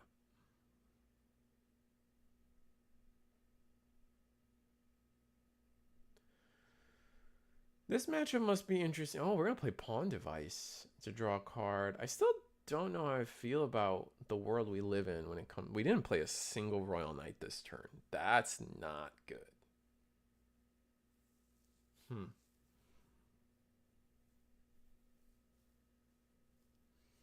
That's what could our hand be that we couldn't play a single Royal Knight? Wow. That's kind of rough. Like we have access to so much memory on the Sakuya side. Like it is very easily, like this could be game. Do we have at least Omeka under? Okay, I think we have at least Omeka under. Okay, so we're not just like dead on board. But that being said, we could get Valder armed. Do we keep turn if we Valder arm? I guess it depends.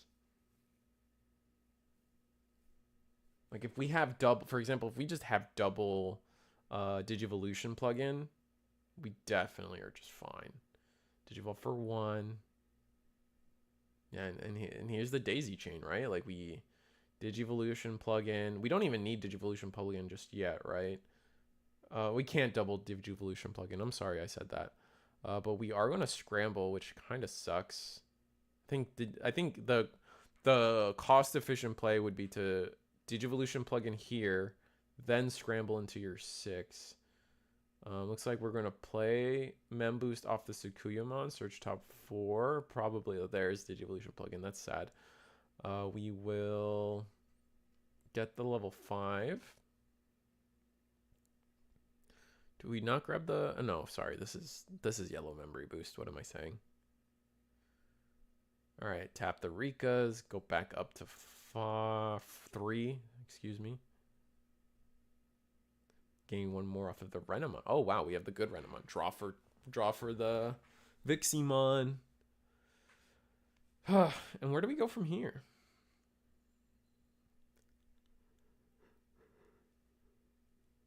We have 5 minutes left in the round. Or no, do we have... I think it's overtime now. Yeah, it is overtime now. So... a lot of cards in Tessero's hand, but we didn't get to draw all the cards we wanted, I guess.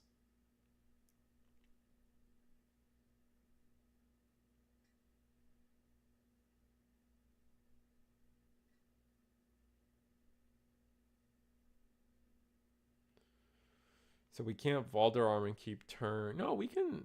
Do we not have like another scramble? Could we not... Did we not find all our options in this game? That's kind of rough.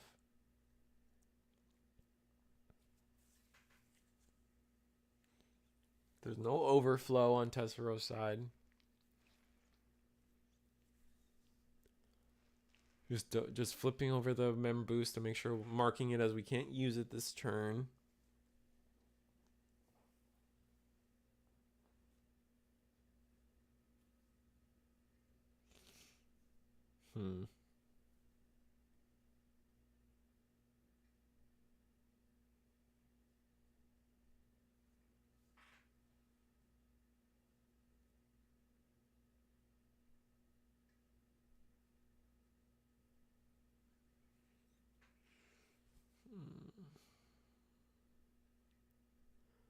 So Kyuuba good at attack? Oh. Talmon when attacking, yeah. We're going to use Scramble. There we go. We did have the second scramble. There's the Valder. Yeah, wow. Valder. Digivolve for a lot. Jesus.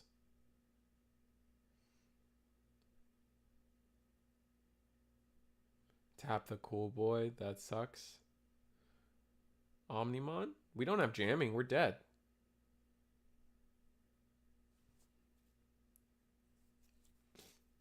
And then attack security. How big is the attacker? Is this... Okay, yeah, I guess that makes sense. Dang. Omnimon X for the save.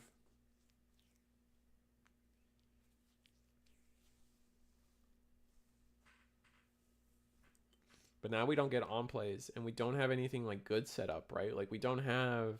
that bites. We need, like, to win this matchup, I feel like Royal Knights really needs access to just like little things, like things that are helpful. I say are secret rare Gallantmon is really useful here, right? Secret or Purge of the Royal Knights is really like useful here. Things that we can get done with when attacking effects. And it looks like next turn, we're only going to have a reduction of 7, 8, 9, 10, if you include the cool boy. That's not going to let us play a lot. And Tessero's leaving our opponent. Looks like we're going to leave him at 2 after it's all said and done. Does the cool boy unsuspend?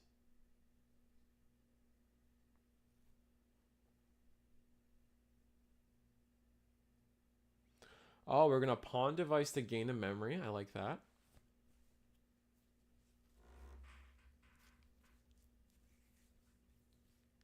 Reduction of 10, so we can play a 13 cost. Yeah, and the cool boy doesn't unsuspend like I thought. So only a reduction of 9 here.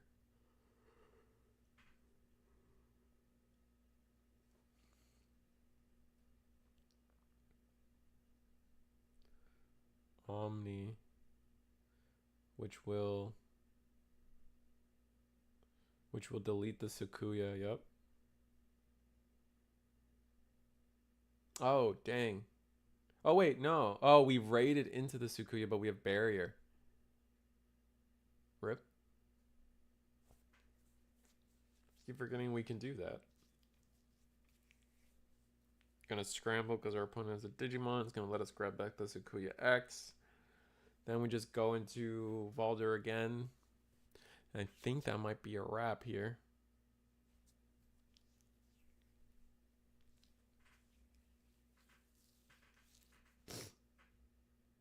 Alright, we're going to get the token. And yeah, this is going to be probably way too many attacks.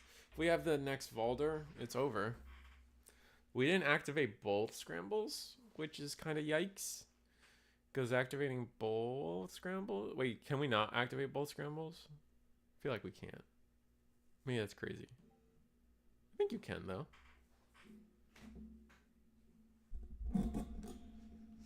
Because I feel like... Oh, Ruin? Okay. Oh, Ruin, so we can't... Wait, do we just block with... No, we can't just block with Omni. That's not feasible. You can use both scrambles? Thank you.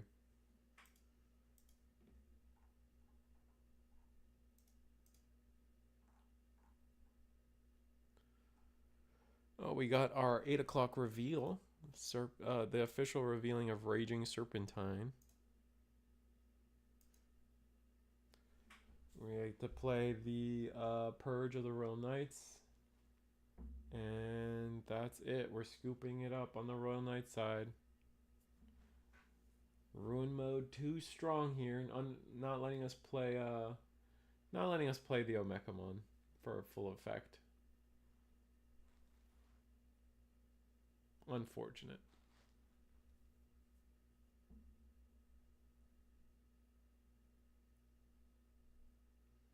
Why attack with Ruin? -3 memory off the ace. True.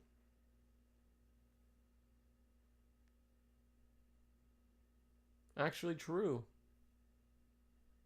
Why did we do that?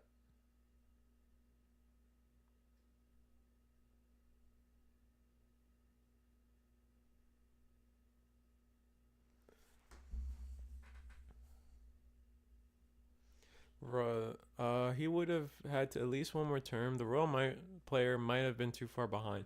It does look like the Royal Knights player's hand was kind of bad though. In defense. But Valder is so much better than Ruin Jeffrey. Yeah, I think Valder probably is the better, but then you can't block. I think is the issue, right?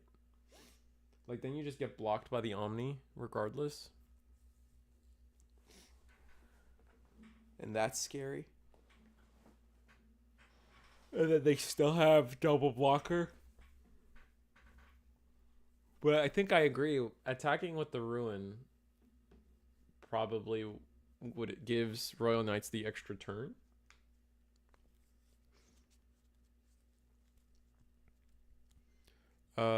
Attack Omni gets sucked up either way. Yeah, but then you have Purge of the Royal Knights behind that, right? Because of how the security went. Or the option to stop him from leaving, that works too. Just the things we think about, man. The things we think about.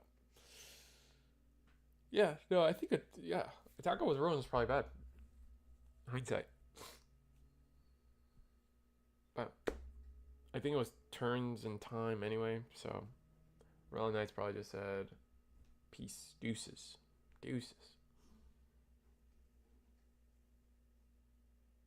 Bro, homie's in like portrait mode. What is this?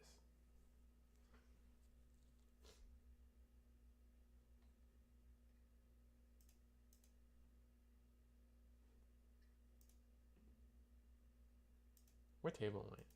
Do I deserve to be here?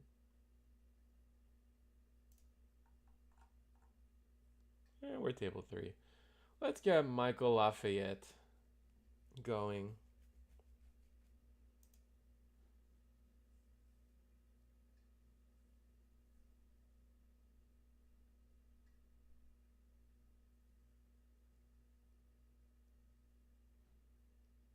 Do I want portrait mode homie here though? I don't think we do.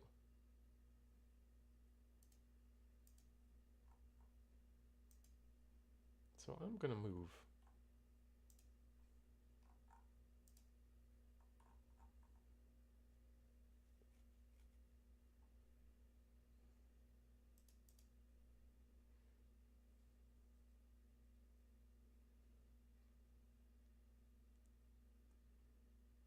Let's get a little bit of full birds tonight. Let's get a full birds game.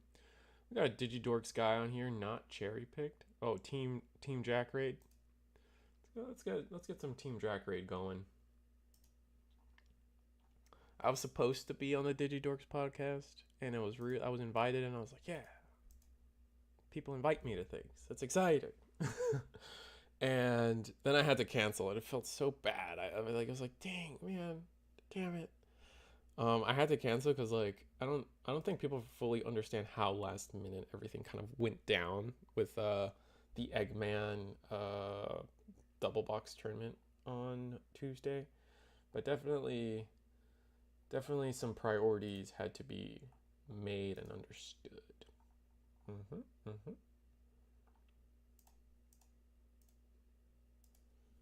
And we're in round 3, so let's have fun. Oh, another Sakuya, but let's see how Birds does against Sakuya.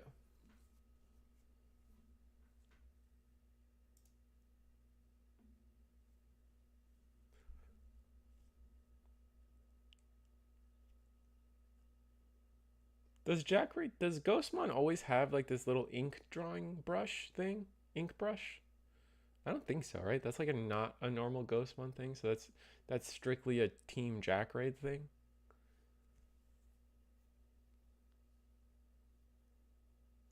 We're gonna Digivolve for 2 into Kyubi, play the Rika. I think that's the only reason we would do this turn. Yeah, play the Rika.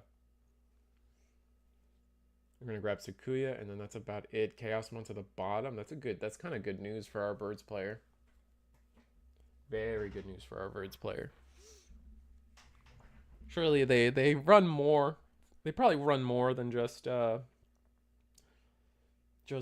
but It's fine. And then we're gonna play Digivolve for 1 after training into the Birdramon. No, sorry, Garudamon. Garudamon will. Oh, when Digivolve? Wow, that's a painful reveal.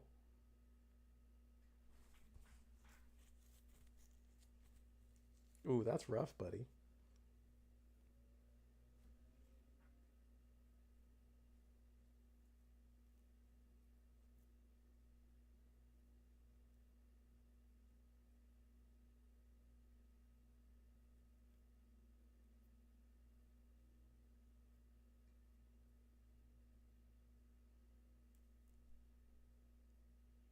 Hmm. I think you gotta take the Birdramon, right? Or the I keep calling it Garudamon. But if we're really, I guess it depends on how desperate we are for that 6. Yeah, we must be just that in need of that level 6, unfortunately. All right, Garuda X, nice. Garuda X is gonna let us play something small here because our opponent still only has still has 5 security. Our the Phoenix will play us something small. Just a bird, Biomon. This is the start of main phase, not up on play. So no crazy effects from the Biomon yet. But we definitely put Sukuyamon on the ropes here of, needing to do something.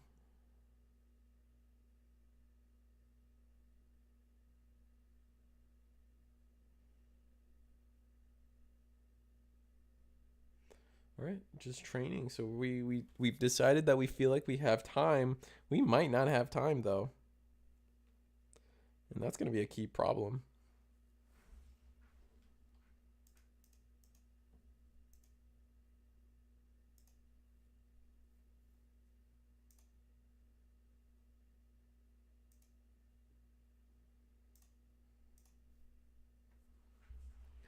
Right, like birds can do a lot of damage really quick. I think birds can put our opponent to like game on board this turn. Like they may not be able to win, but we definitely see a game on board situation coming up. There's a lot of burn security effects. There's definitely things, and then we're going to discard a red vaccine and pick up a card. Looks like we're gonna get the Sora. Sora. Reminiscent of my goofy impression earlier. Ooh, protoform. Yikes. Protoform into Phoenix X for 1 because it does Digivolve for 2. It's a little bit of more expensive level 6 X, but we will attack into security. Digivolution plugin. I think it's top 3 for Digimon. And then to the hand. Yeah, so we're gonna grab Sakuya. And now our Sukuyamon should have gas next turn. So we'll see the full extent of what they think they can do next turn. Gain a memory. No trashing. Oh, that must be a different level 5. I know it's inheritable that lets you trash. And then we're gonna get to play the Phoenix Mon.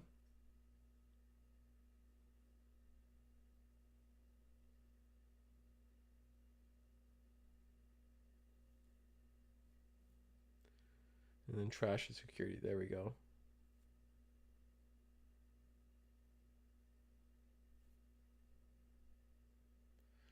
Play Sora off of.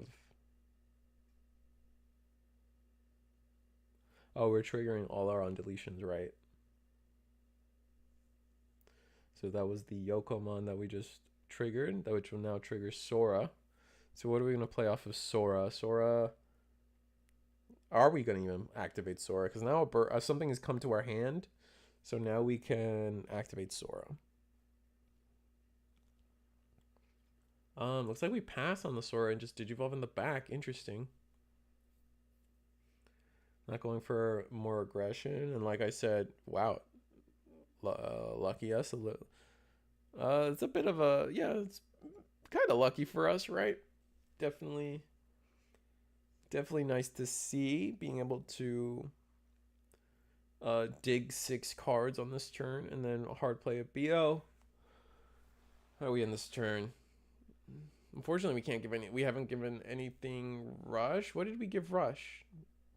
Rush with Akio gave rush to something. Oh, was it the Biomon?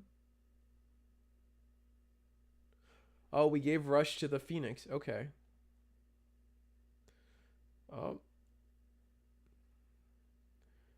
Jesus. What a... Wow. I guess we were bound to get back-to-back options in hand like that. But we have a lot of cards in hand from the Sukuyamon player. We've searched with 3 Rikas. We've searched with a Renamon. We've searched with a Training. We've searched with 2 Digivolution plugins. If we just don't have everything by now, I don't think we'll ever have something. And we're going to Digivolve. We're going to use the Training now to Digivolve into Kyuubi. Do we have the extra Rika? No. But we are going to Digivolution plug in for 2. Digivolving into Tau?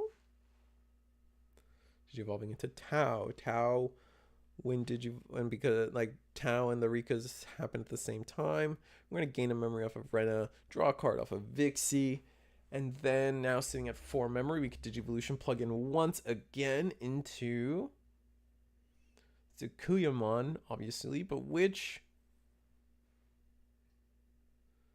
Sukuyamon, it's the newest Sukuyamon. Draw 2 when Digivolving, and then play an option.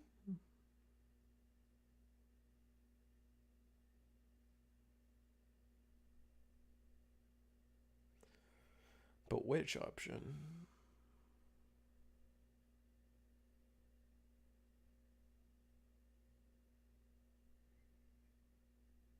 I wonder.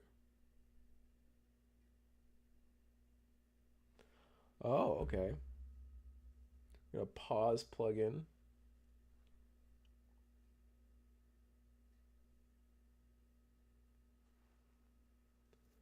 On the Phoenix Mon. It's gonna get us a token.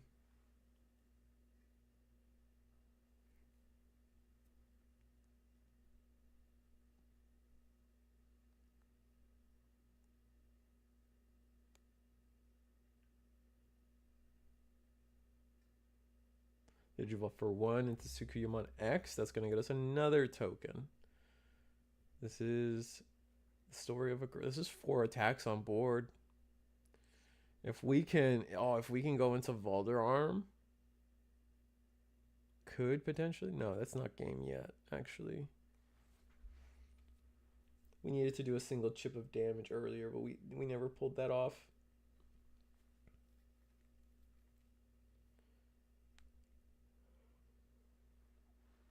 With attacking with the Sukuyamon or with the Taomon, I guess we'll see how this plays out. We're going to use a Training. Interesting. Grab, scramble. Makes sense. Kind of need it for all our effects, right?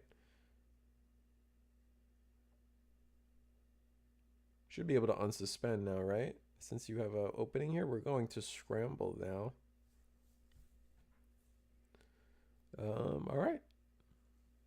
Unsuspend with the Valderarm. Valderarm. Where are we attacking? Is it security for 2 checks? We're going to gain 2 memory, right? Because we have 2 6s? Yeah. Wow, the fact that this is in a ruin mode right now feels crazy.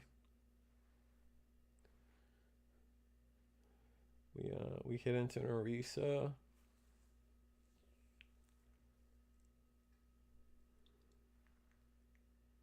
Second check.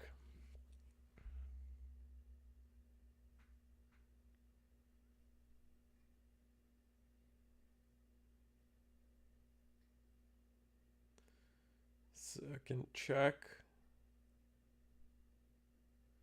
Swing the token. It seems like we're really confident.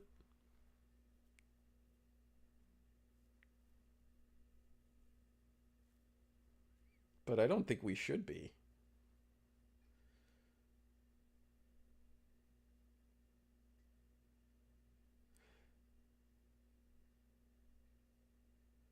Oh, Talmon. Ooh, the SP Talmon. Look at us. Digivolution plugin, draw a card. Tsukuyamon, draw 2.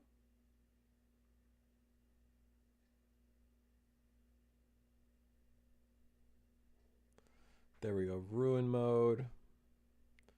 Get rid of the little bodies. Get rid of the ability to promote next turn. And I believe nothing on suspends on the... Yeah, nothing on suspends on the bird side of things. But an on plays don't trigger. That's also an important thing here.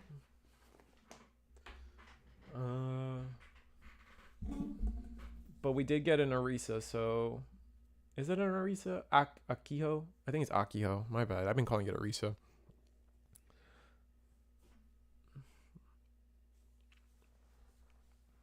We have to play something by an effect, but we should get... They have the blocker token. The blocker token's right in between the ruin mode and the chaos.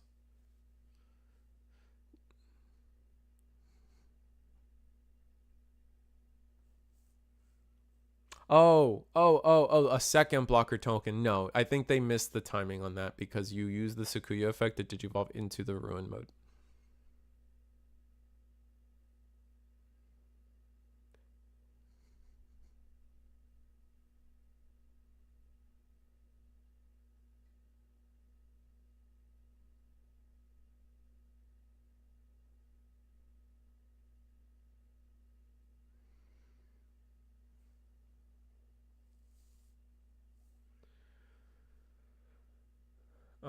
Looks like we're gonna play Birdra gameplay, or Garuda play Garuda X, give it self rush.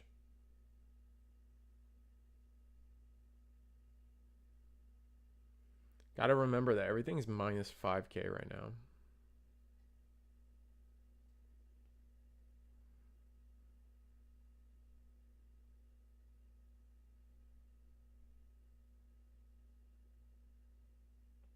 Risu for Worlds, thank you, Roque.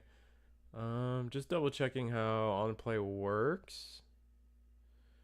Should be fine to give it rush, yeah. I'm sorry, Roque.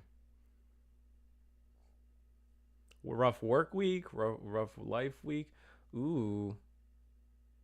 Medieval Gallant. Suspend.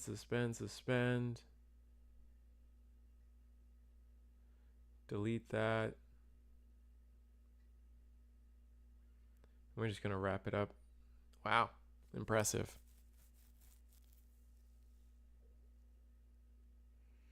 I mean, I don't think we needed to wrap it up there. There was still a chance that the medieval just dies in security, right? The rush effect is from its all turn, so that's just what we were confirming.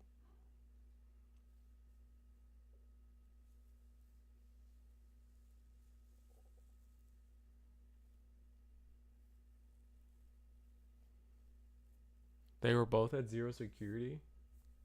Oh, I thought Valderarm. I thought Renamon had one more. Huh. Okay. Fair enough.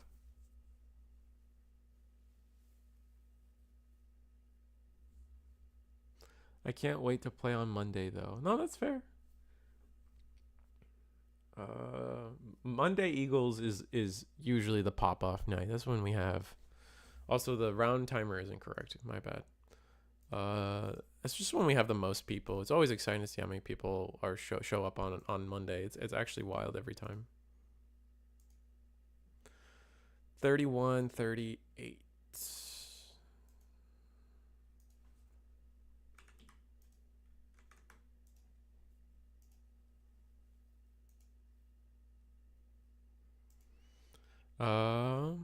I'm pretty sure they should have made a second blocker token. They could have just chosen to trigger Sakuya effect first and do the training, right? Didn't matter, but scramble, not training. The memory passed, but you might be right. I'm not sure. Because the the memory passed over when because they hard played the Tau. Tau went into Sakuya. Sakuya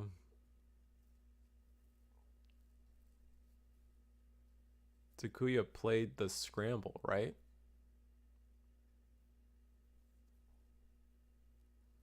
You're mistaken, LTD. It's not on play rush. That's not quite how the Garuda X is written. The Garuda X is written. I'll get it on the screen for you guys.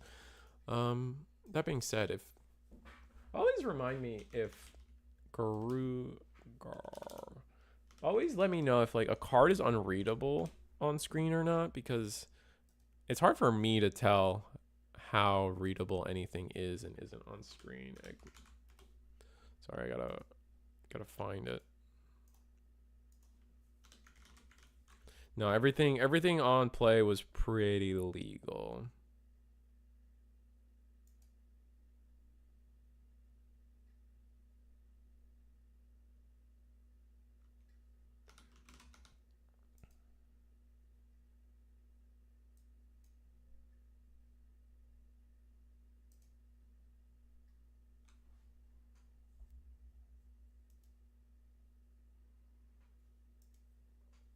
The only thing is, now that I'm questioning it, like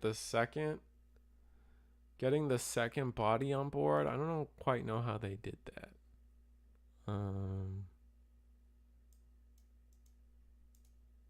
But here we go. With Sora, there we go. Thank you. But how did they get a card back to hand? What did that?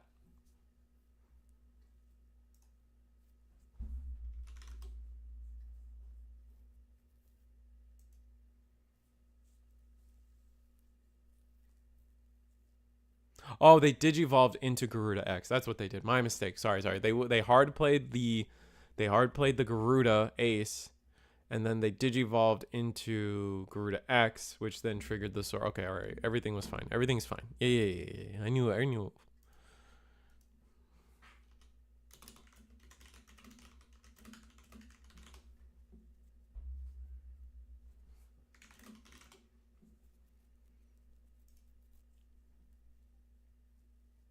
Yeah.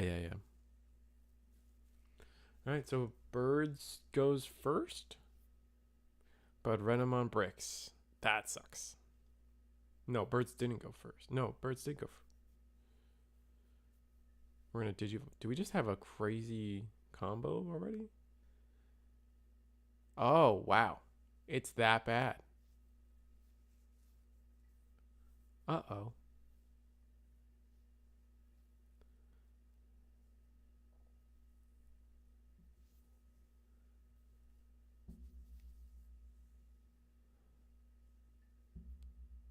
We discarded a Biomon and didn't really find any of our key pieces here.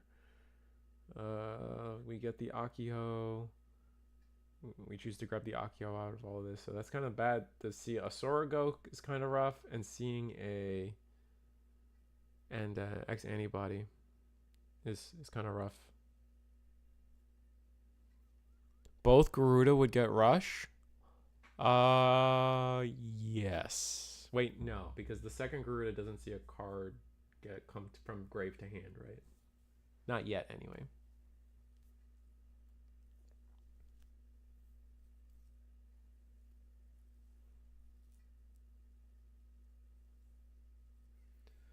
We're going to digivolve, and then play Akiho off of the Garuda Ace. Grab Garuda X. Wow, pretty good hit. Protoform to the bottom though, not great. Digivolve for free. And then, okay, grab a card. Gonna give that stack rush. Ugh. Yeah. I'm gonna delete the body. Phoenixmon. Yeah, I think we're just gonna run our opponent over. Play BO. 1, 2, 3. Get another Phoenix.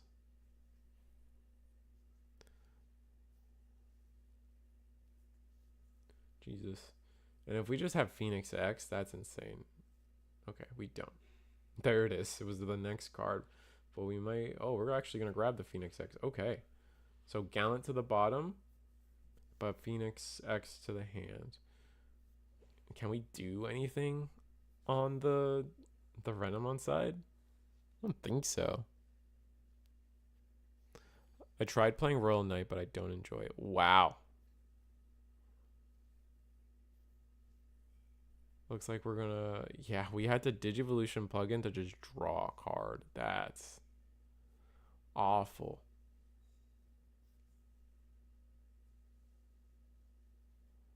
This is kind of why I like playing blue card, honestly. Funny enough. I think people have moved away from using blue card in this deck, and I don't know, man. Blue card lets you get out of some of these situations, I feel. Hopefully you didn't spend too much. Oh, on the Royal Knights deck? Yeah, that's fair.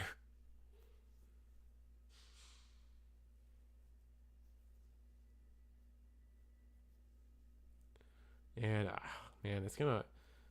Birds has 3 attacks here without any combos and 5 memory. I feel like Birds actually just wins this turn, assuming security doesn't have anything crazy.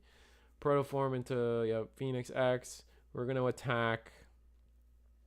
This is going to be, I think it's 2 checks and then a burn, and then that's enough right there. We don't even need to combo off. We're going to get to play something, but no, don't have anything.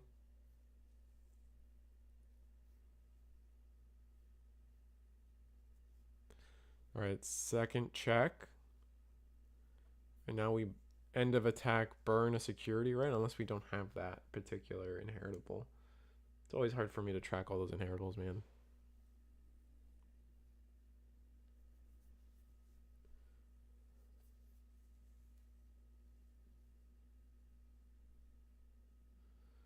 We're going to play the Garuda X, Akiho, give it rush. We didn't burn a security? I guess we don't have that inheritable. Unfortunate. BO.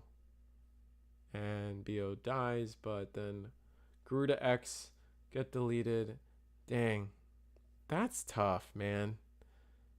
It's funny because we were kind of talking about this stuff earlier, right? It's just like, it's not, it's very easy to look at this game and just be like, well, Birds just had everything, right? And I don't even think Birds had everything. I think it's just, it's the opposite. Sakuya had nothing. And like that duality of the game right now has always been in this game, I feel. I think that is just what Digimon is and has been for a long time. Like since set 1 when I say that.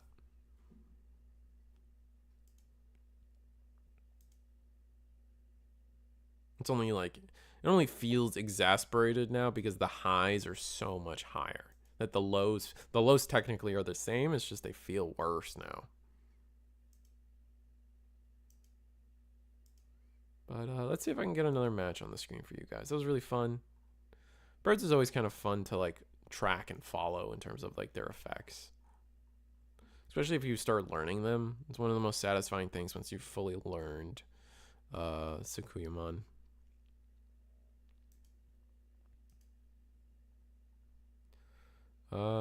Did I get nice? I think I tried to get nice and it didn't work out. I think they like got clapped. Oh, Royal Knights versus Fenrir. Royal Knights versus Fenrir definitely is a tough one, I would say. The Omekamon Omnimon X plays really do shut out Fenrir in a lot of ways. Even all versions of Fenrir really struggle against the Omnimon. The Omeka Omnimon shenanigans. Omegamon's just like the Omni, like that combo is just so good. Just fundamentally.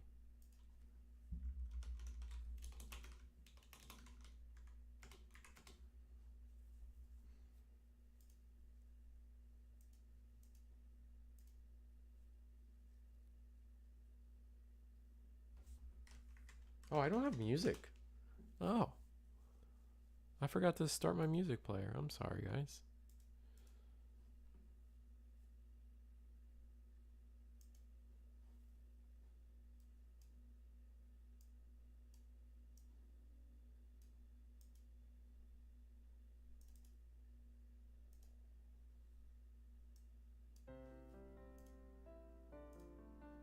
There we go. Music's back on, I think.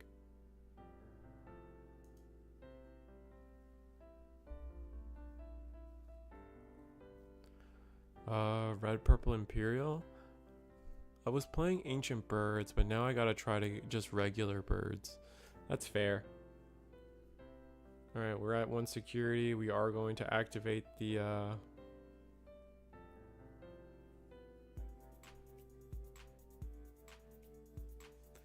Kingdrasil. That gets the Omecamon out. Do we have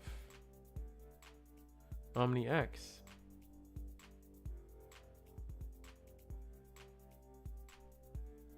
I guess not.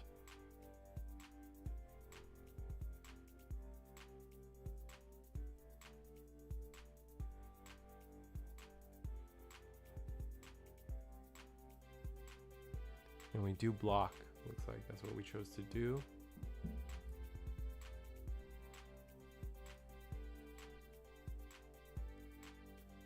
Going to tap all our analog youths because our Dino Bee died.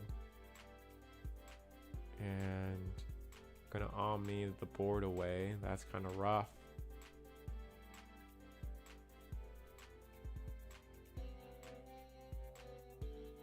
Yikes. Yeah, so we are going to... Dino Bee dying there is so bad. We really needed Dino Bee to live the security check. Honestly, like, might not even have been the play to do it that way, but we did.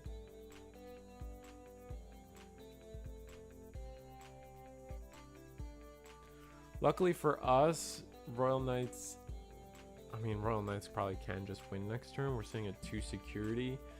Our Omnimon doesn't leave next turn. Oh yeah, we have game on board actually, now that I'm looking at it. That's rough.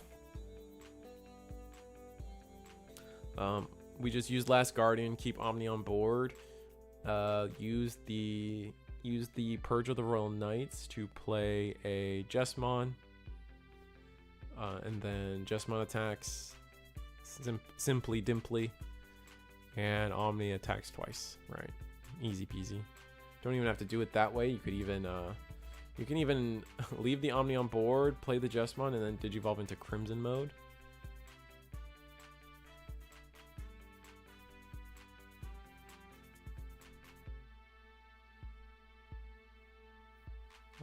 One check, then play the Jess, second check, and then yeah, Omni for game.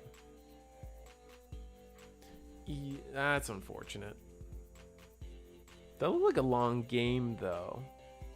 I feel like potentially we might see a game 2 or 3 out of this.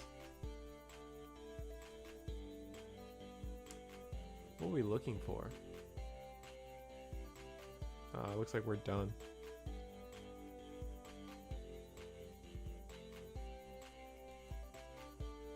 Unfortunate. Okay. Where do we go from here? Timer? We got 16 minutes in the round left. We got a long time left. Let's see if I can find something else for you guys.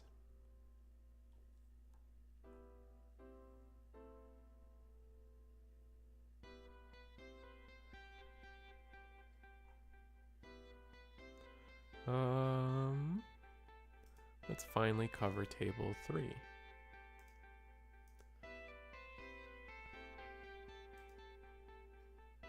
All this new formatting. What is...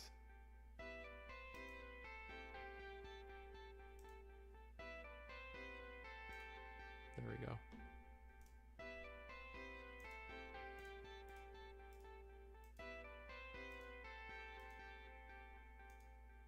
Got Michael Lafayette versus Sorry, their name is Lordo Monkey. But they are playing Digimon, which is a deck I think has fallen out of favor in terms of the top tables. Definitely not a deck we see running around too much, especially with Royal Knights. I feel like maybe Royal Knights might be hindering that deck more than we think. Oh, this is just a practice game. Imperial 1, rest in peace. Dang, all the matches are ending fast. Who's still? Let me like officially look at who's still going. Tessero versus IDBW, but we already got Tessero twice. I can go to table 7.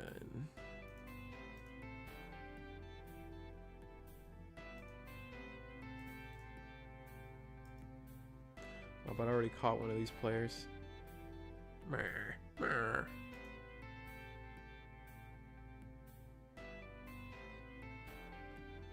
It's okay. We'll stay here.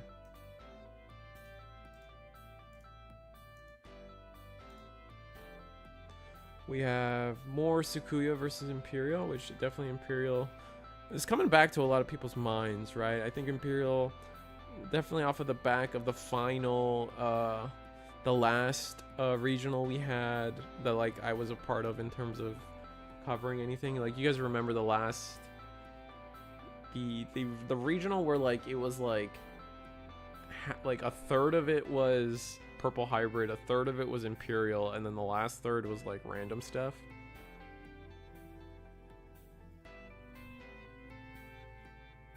If Gallon is fast enough, it beats Royal Knights. Got you. That's not like an if I like to talk about though, right? If something's fast enough, but like I guess like does every deck just lose to Royal Knights when we're in the end game? Kind of like a 7 Demon Lord situation. Just like every deck kind of loses to it.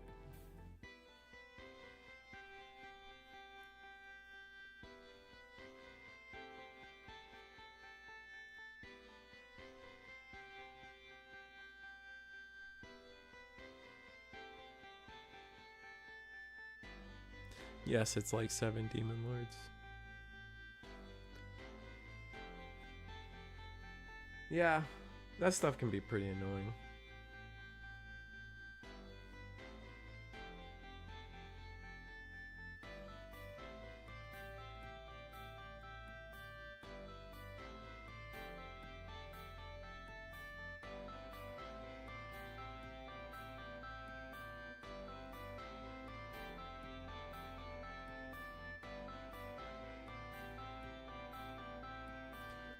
You just gotta stop things from being played by effect. It's not even that, right? Because you also have to stop the reduced play cost thing.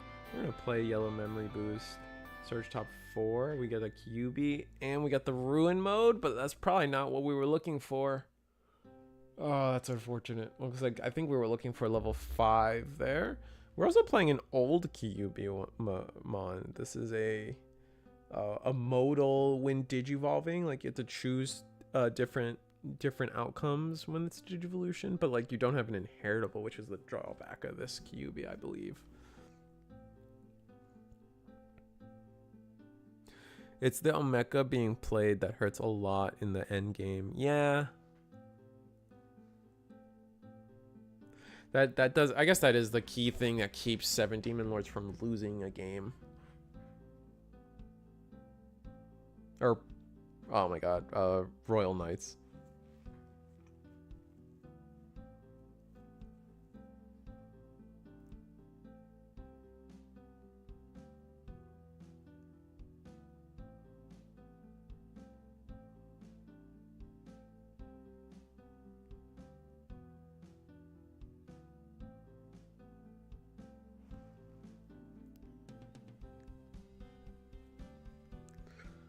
Omeka counters 7 Great Demon Lords, kinda. Yeah, I know. I've talked those strategies out with a couple friends.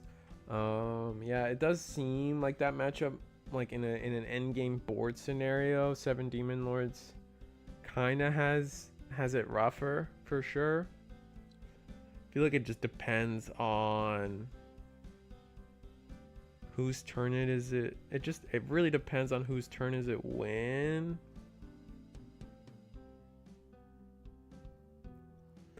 Thanks to Omni X, it kind of is now a while.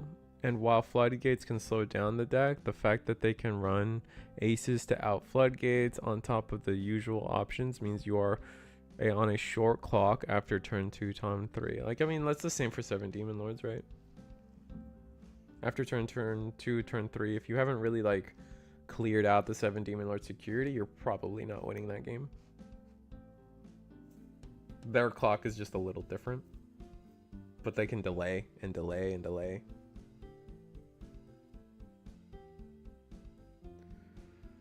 The Hexablow here bites, but I think Sakuya, I think this is just another game we're watching where Sakuya doesn't see all the pieces. Digivolve into Renamon in the back. Not going for the double draw. Opting to search instead. It's like the double draw wouldn't have helped them anyway. Wow, where are their level 5s? No, they have one right there. No, is that... So what are they hoping for? Was it level 6 that they didn't have? I guess it's hard to say.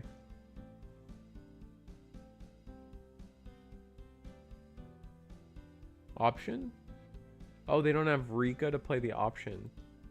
Oh yeah, they don't have the Tamer. The Tamer... Does the Talmon let you ignore color requirements? I don't think so.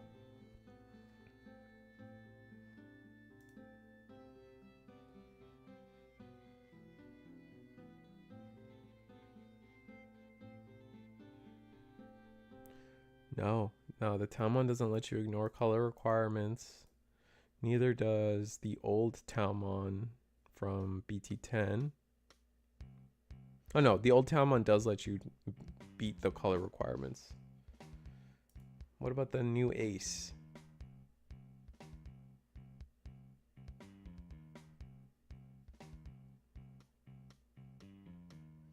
Oh yeah.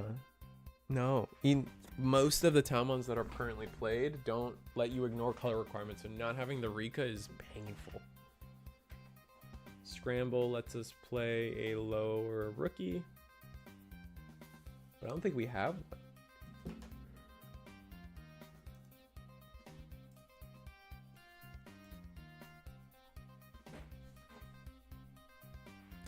It doesn't. I played Sakuya tonight. It was fun. Probably not fun for the opponent. You need a Tamer for the plugin to be used that are the other colors. Yeah, I know that. But some of the effects do let you ignore the color condition. There is a Talmon out there that lets you ignore. I was just trying to figure out where does it go?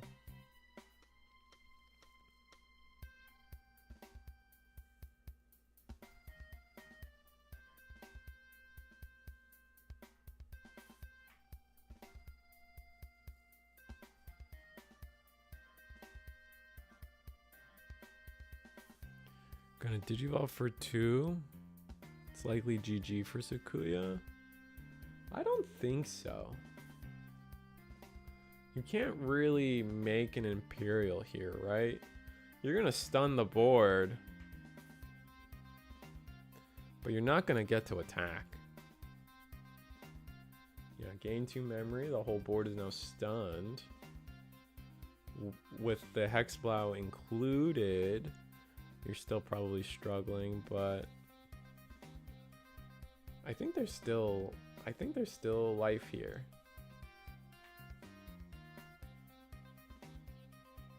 Especially since we have a raising. If we didn't have the raising, I'd say we probably don't have life. But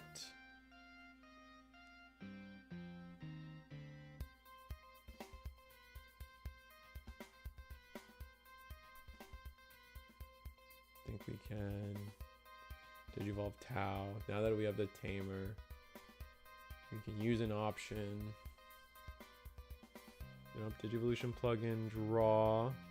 Then Digivolve. We just drew into the Sakuyamon, lucky enough, but maybe there's a different Sakuyamon we want to Digivolve into. The draw 2 one's always kind of fun. Definitely helps us like build blockers or something, but no, we're gonna digivolve into that one in particular. Do we have the Renamon? Oh, we don't have the Renamon to gain an extra memory. That's unfortunate.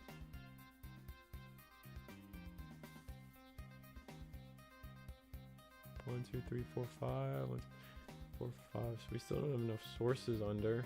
Right.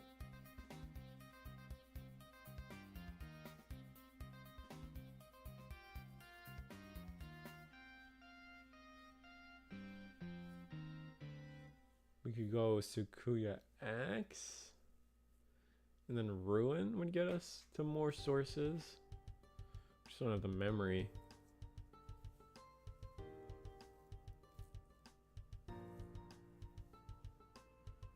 Trying to think of the best way to do all our minuses. What is this? What is the Sukuya one specifically? I always forget. Sukuya one. This Sukuya one's probably the worser of the two.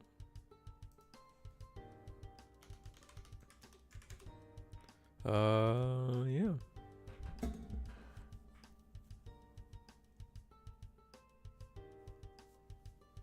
Minus 2k the Imperial. Or the Pyldra, sorry. Minus more on the... Oh no. Did we add an effect? Like a... It's hard to tell.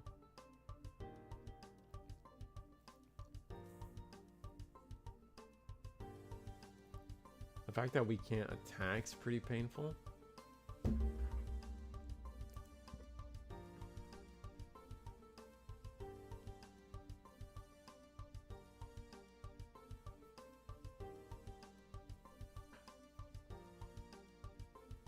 Right, and then we end on Ruin mode.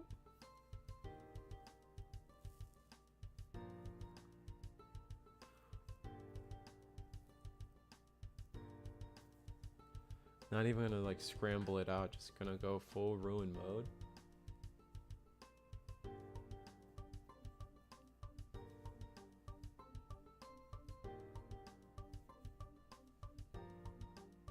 Interesting. So that does clear the board. Like I said, I didn't think it was GG for Sukuya as long as I could pull this off. And now they're staring down.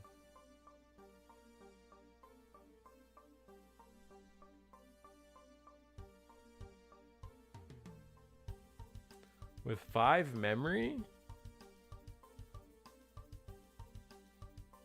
Hex might have sec -1 or stunned the board again.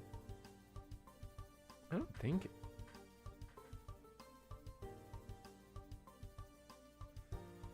I think with the board clear, I think this might actually be Sukuyamon's game. We just don't have enough memory to pull off everything we want, right? We need end of turn DNA. We need... Yikes. We just need a lot to happen for us here.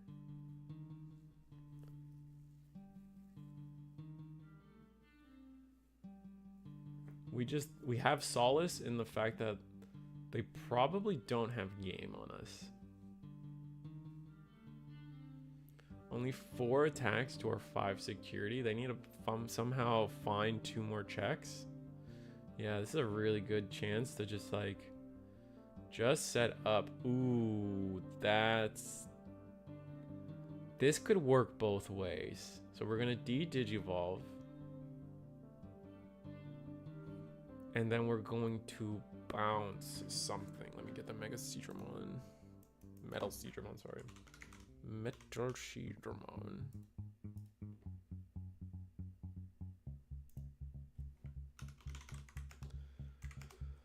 On play, de-digivolve one of your opponent's Digimon, then return one of their play cost or 7 lower Digimon to the bottom of the deck. All turns while you have 1 or more memory, none of your opponent's Digimon can suspend. So 1 of their attacks to the bottom. But the problem here becomes like we potentially could just ruin mode again. We're gonna get the token. We're gonna get the token here. So this is now representing 5 attacks.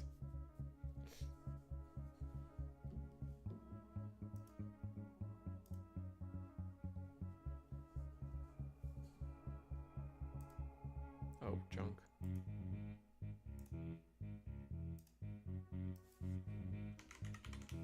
Let's reread Sakuya just in case.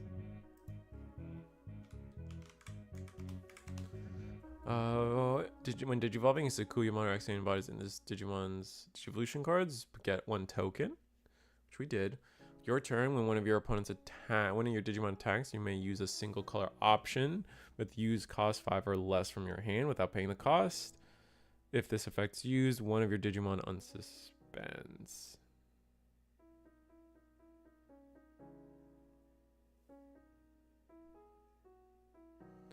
So we could go into chaos. We could find a way to just go into Valderarm, and then that's just dead on board. We find a way to get rid of the Metal Siegramon. That's definitely going to do a lot as well. Overtime has started, for the record.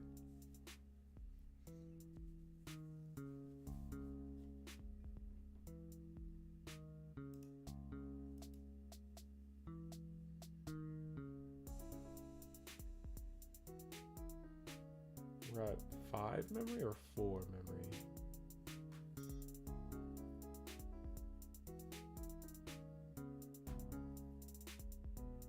We have a training. We have a 15. How much does Valder Digivolve for?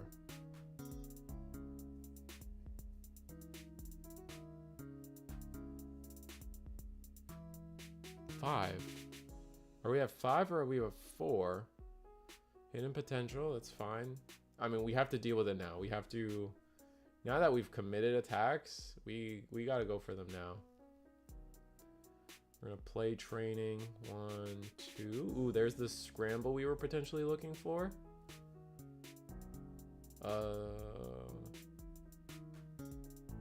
Rika, gain 1 memory, go to 6, draw a card.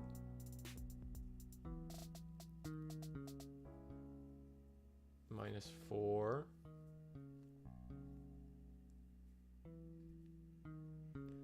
If he doesn't, just gotta go up the ladder on the Rena. Yeah, I agree. You can just go up the ladder on the Rena. So we're going to scramble mid attack. What's letting us do that? The Talmon lets us when attacking. Oh, all turns when one of your Digimon would attack. So we went scramble and then Talmon into. Yeah, okay. I follow. Jade memory boost, but it is just game here. Yep. 2 checks. 1 more time. 4. Rest in peace. And then let's just run him on for game. Well done, Sakuyamon. The comeback. I don't know if I call it a comeback, but it was definitely powerful. This is Sakuya, like, you gotta, like, what's it called? What am I trying to say? Shine Gray is really, Ruin Mode is such a strong card against what Partition is and everything of the like, right? It's just, he had it. Who had it? Yeah, just Ruin Mode is so strong. Honestly, it's kind of crazy how strong Ruin Mode is. But I guess it's time to sell out before I try to take a break, like a small one maybe. I want you guys to know that this is, you guys, all 61 of you, thank you so much always for watching.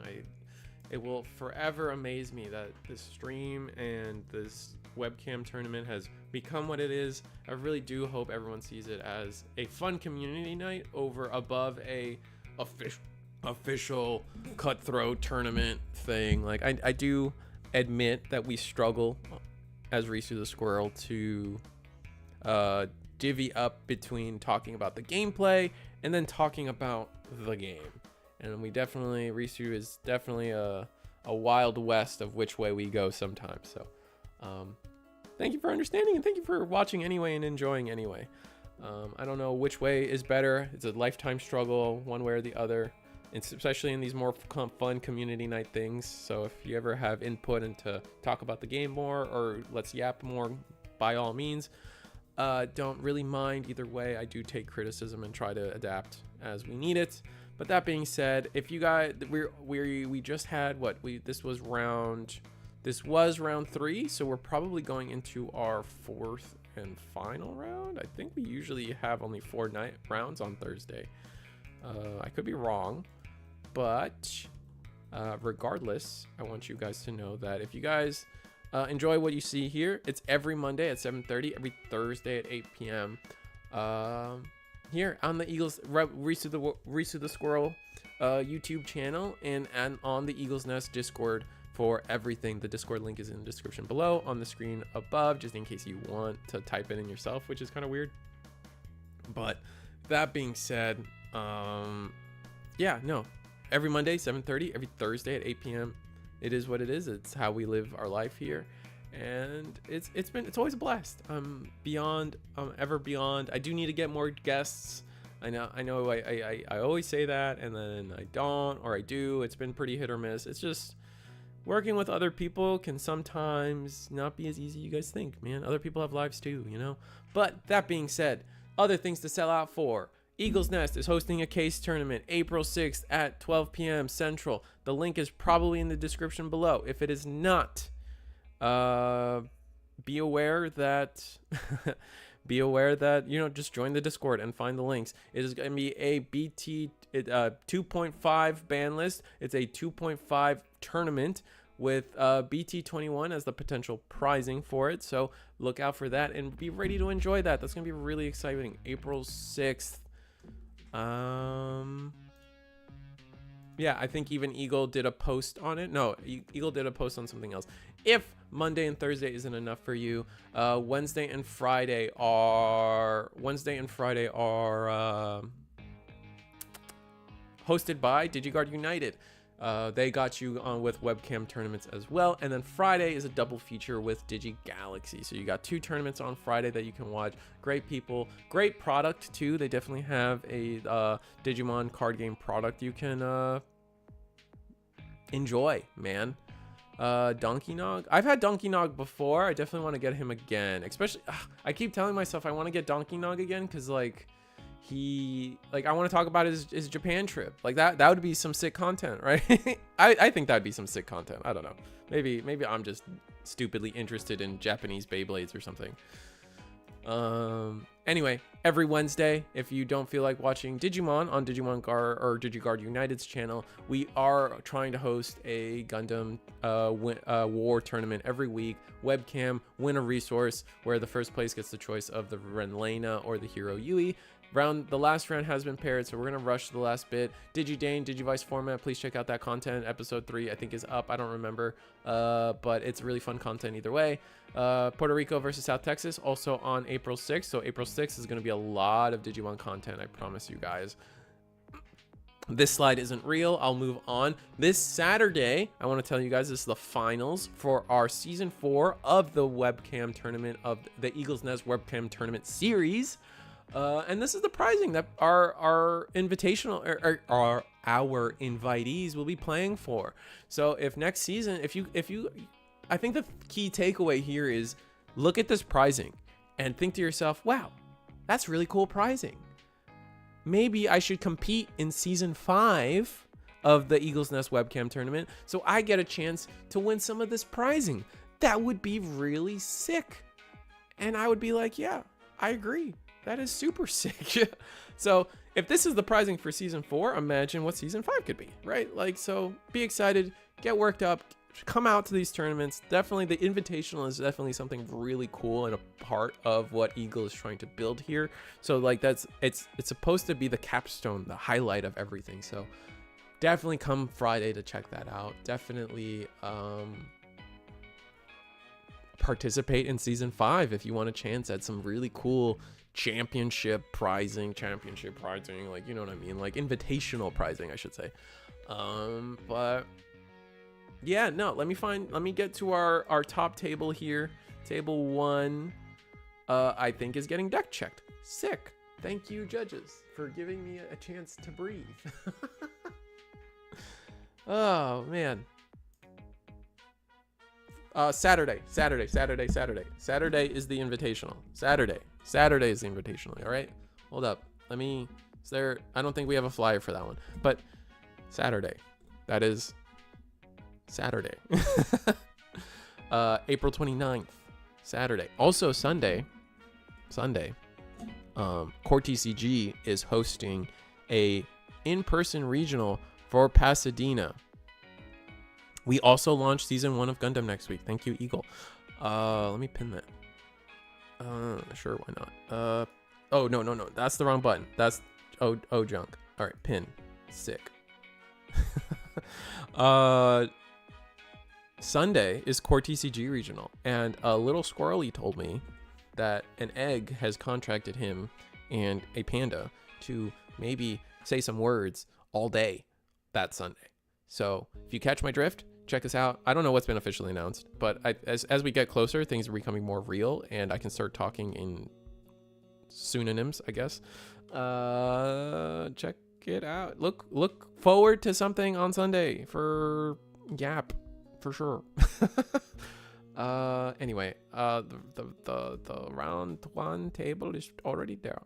No, they're not. Sick. All right, we're gonna wait for table 1 to show up. That is the plan. That is what we're sticking to. We got a lot. There is a lot, Eagle. There's just so freaking much happening lately. It is crazy. I'll be at that regional. I will not be at that regional. Do not get your hopes up. If that's what you got out of what I was talking about, no. We are in Florida. That is not what we're saying. PPG will also be hosting a BT21K. Oh, they moved it to April 5th? Smart. They need to tell me that. They need to, because I don't mind covering their case tournaments. They just don't tell me on time.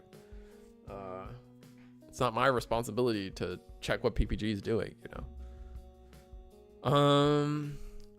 But hopefully I can talk to Danny G, and maybe we will get some advertising for that going for next week, and then maybe actually commentate it also. At least some advertising, because I do want people to see that case tournaments are happening and participate in them.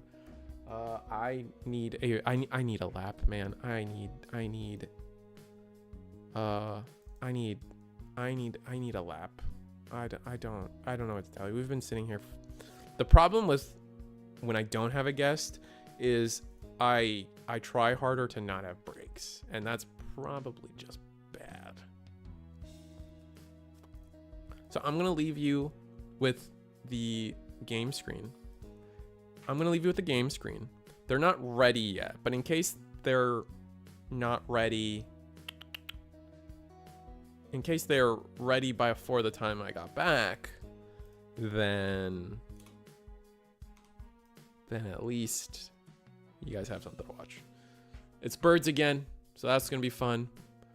I'm playing my kryptonite. I'm dead. Oh, Michelangelo right there. Well, I'm sorry, buddy, but top table woes, bro. We were table 1. We're watching table 1, man. Yep, that weekend will be fun. I'm playing my PP. All right. Anyway, I'll be back. I promise. Behave, please. Yeah.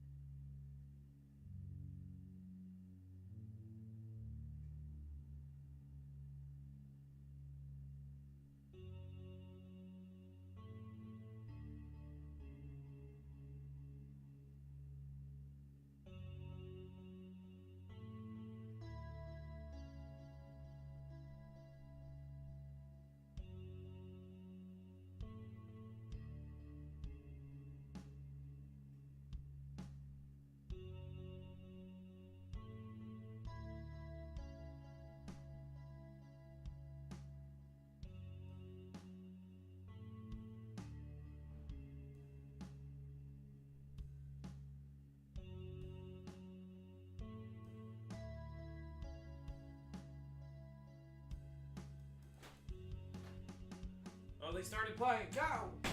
I'm so far away. I'm back. Oh, wait, they haven't started playing. Oh, this is so exciting.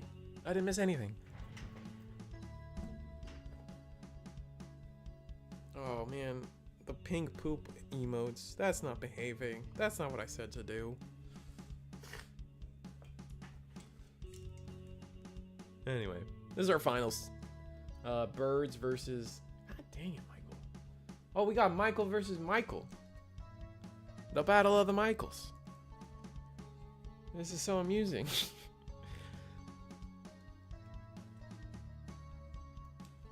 So, we have Imperial versus Birds. Sorry, I should have muted for that. Whatever. It's too late now. We got Michael versus Michael. Yeah, no, I definitely like side with. You saw Michelangelo speak up in the channel previously, or in the chat a few seconds ago.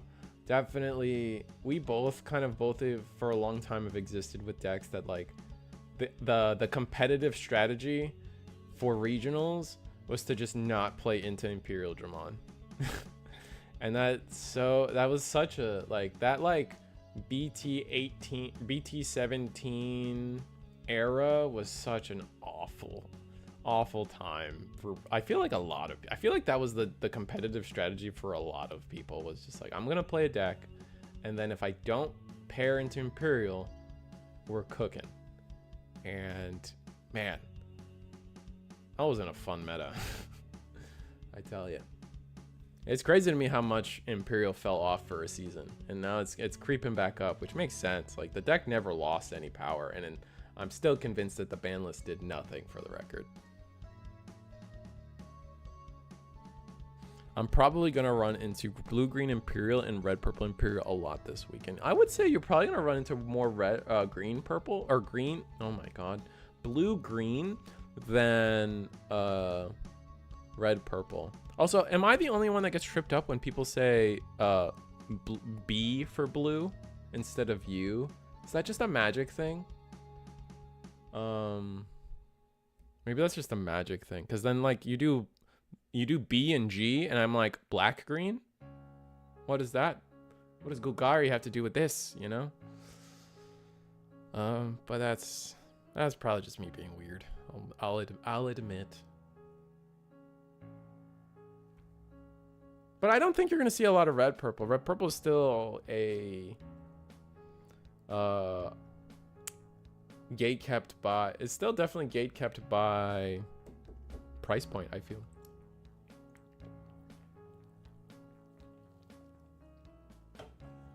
And I don't think I'm, as much as like I kind of bully Eagle about his opinion on Red Purple Imperial, as much as I bullied him on Monday about his opinion on Red Purple Imperial, I do side with him in the sense that it's a little overrated right now. Like, I think people are kind of just like either on a bandwagon train or a hype train, or aren't just like respecting it. Because if you just respect the deck a little bit, with deck building, I definitely think Red Purple Imperial is a more manageable situation than a lot of people give it credit for. Whereas Green Blue Imperial isn't as manageable. Like, it's kind of like the Mirage situation, where it's like you could try to run Floodgates against it, but like at the end of the day, Imperial still does, like, it still turns sideways way too fast, locks you out with Hexblow, and then just makes your day infinitely more annoying. And then with Ingenuity becoming more and more prevalent, I can only imagine where we end up, you know? After play testing, you definitely feel the lack of draw sting pretty often, especially when you're searching for pieces. Yeah, but you still have, like, you don't, like, you're talking about a card that people played max at 3. So realistically, you're playing it at 2 now. And like, so you're like, it doesn't, I don't think, I'm still not convinced in any way. Like, I think the amount of games that we see, like, and it's proven, right? Like, it's just straight up proven that like green blue Imperial doesn't need that Stingmon, right? Like, I think Michael by like Michael here in the finals. Multiple times in the finals now with this ban list. I think like the success speaks for itself in my opinion. Oh, but Michael is a wonderful pilot. Like, of course, you have to be a wonderful pilot to get into the finals. I think that goes with the conversation, right? But was it Jeff Gordon? NASCAR? Is that the right? Like, Jeff Gordon is a wonderful pilot, but you need a wonderful car to win a NASCAR race, right? It's more than just the pilot. And I think that, like, that is more what I'm always going to speak to in that situation than a wonderful pilot. Jeff Gordon? I think it's Jeff Gordon. Is anyone crazy? He drove, like, that rainbow car? Maybe, I don't know.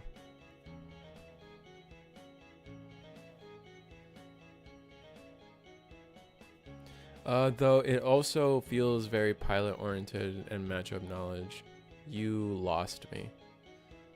Remember draw sting is at 1 and have played plenty of games where I was missing a level 5 or 6 and Demi was not enough sometimes. I mean, fair. But that happened anyway, right? Most people often said that, like, oh, Imperial loses to itself. And, like, in your situation, like, okay, in your situation, you just said it yourself. You're missing a 5. That means the draw Stingmon never came up in relevance, right? Because it's an inheritable. If you didn't see your 5 early enough, it doesn't matter which Stingmon you have. You didn't see your level 5.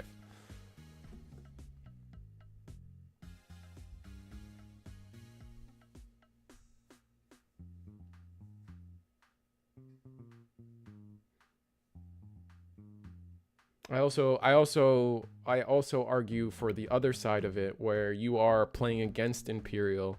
The ceiling of Imperial is still the same. They can still blow you out of the water, and that has not changed. And that is what's going to win games over the luck of, like, oh, they just didn't draw the right 20 cards instead. Like, I don't know.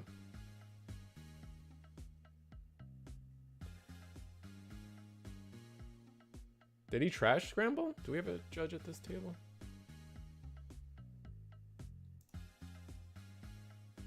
Let me double check. We do not. You trashed Scramble? Or is Scramble not on board? Okay.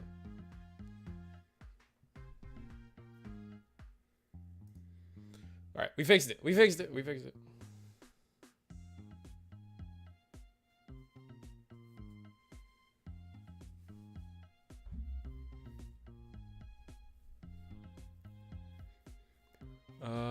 Fair, but I'm at 5 already in that situation. Well, I mean, at that point, you're still drawing 2, like in that scenario, you've already drawn like 1 or 2 more cards more than other decks, and like you not seeing a second 5, like that just speaks to like just bad luck, right? Like that's the same luck that any, like, you've already drawn more cards in that scenario than other decks, and you're still missing out on something. That's just like bad luck at that point. And again, I don't really, to me, consistency doesn't matter sometimes. Like if I still have to play against you it doesn't matter if I'm playing against you round 1 or round 10. If I have to deal with the potential high roll of what your deck can do, that's still what I'm gonna have to worry about and have to play around as your opponent.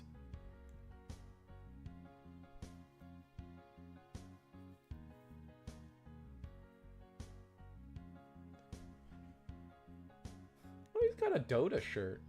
Michael Lafayette plays Dota. That's fun. That's like my middle school. Like, anyone play Warcraft 3 Dota? That was my life. What's up? Did you watch TCG?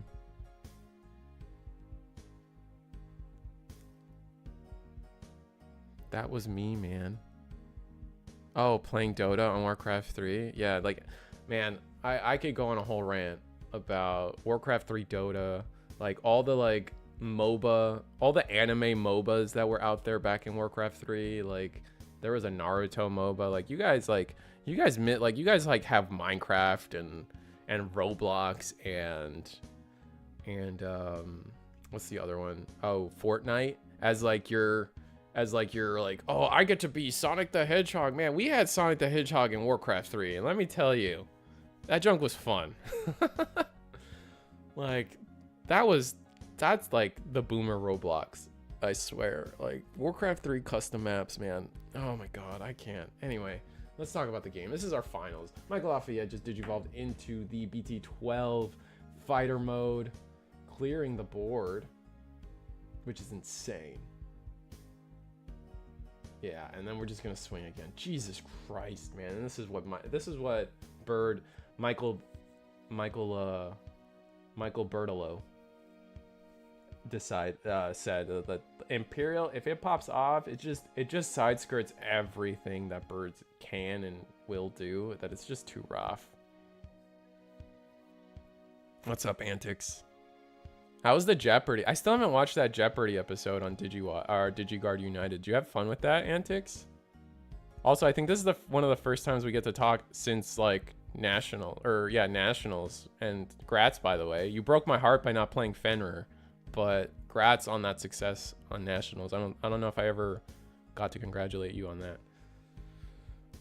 It was so fun. My camera was freezing so much. Oh, for the Jeopardy? Yeah, I still need to watch it. It finally became not members only, a not members only, members first video, so I need to get around to watching it. But I did see that your name was on there.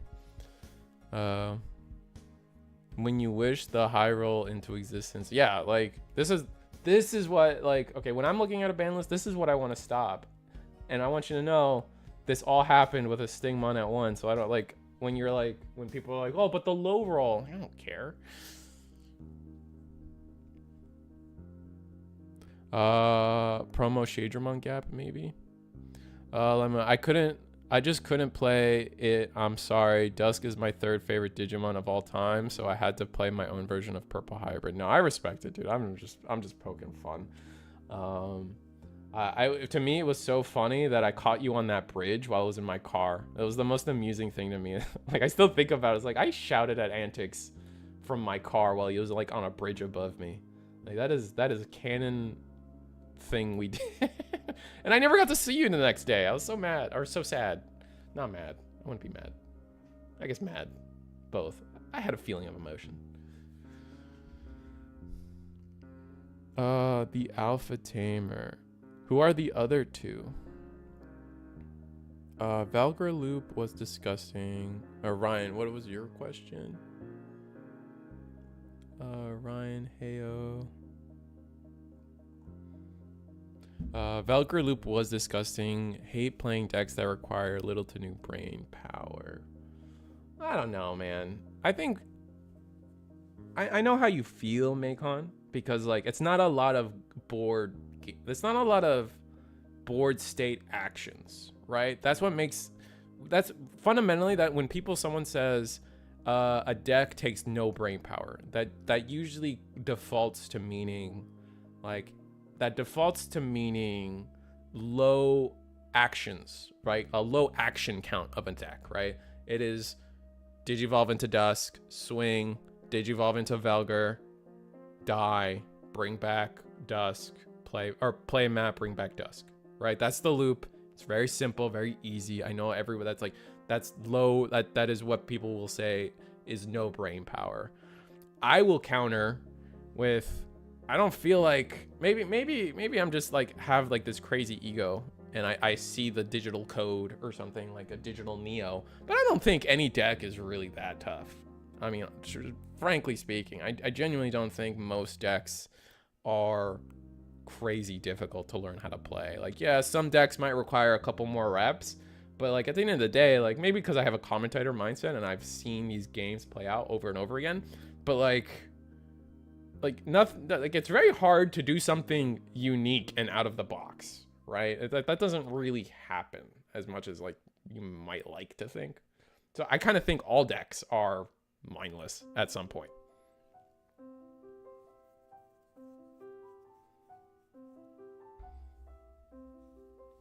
And then here we're gonna see Invisimon. I kind of wanted to talk about how, like, I think we started the night funny enough, talking about how Invisimon is just kind of like another good generic, and I regret not picking it up. This is definitely a generic blue card that I wanted to pick up early and didn't pick it up, and I feel dumb for it. But like in antithesis, as an antithesis to Hexblow, which Hexblow is a very defensive and disruptive floodgate. Invisimon is like the opposite. It's like an aggressive. It's like an aggressive generic blue card. Any blue deck can run this as a top end, strip their top source, put it into the security, and then just digivolve into another 6 that does something else, right? It's very, very interesting to me. But we get deleted here. No partition because we have the bad level 5.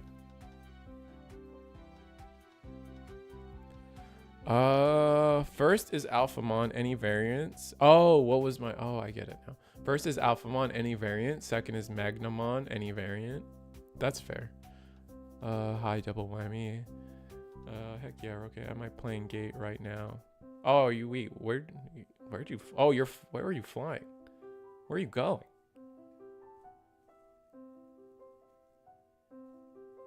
Looking forward to see you. Oh, you guys are going. Oh, you guys are going to Pasadena. Okay, oh, that's fun.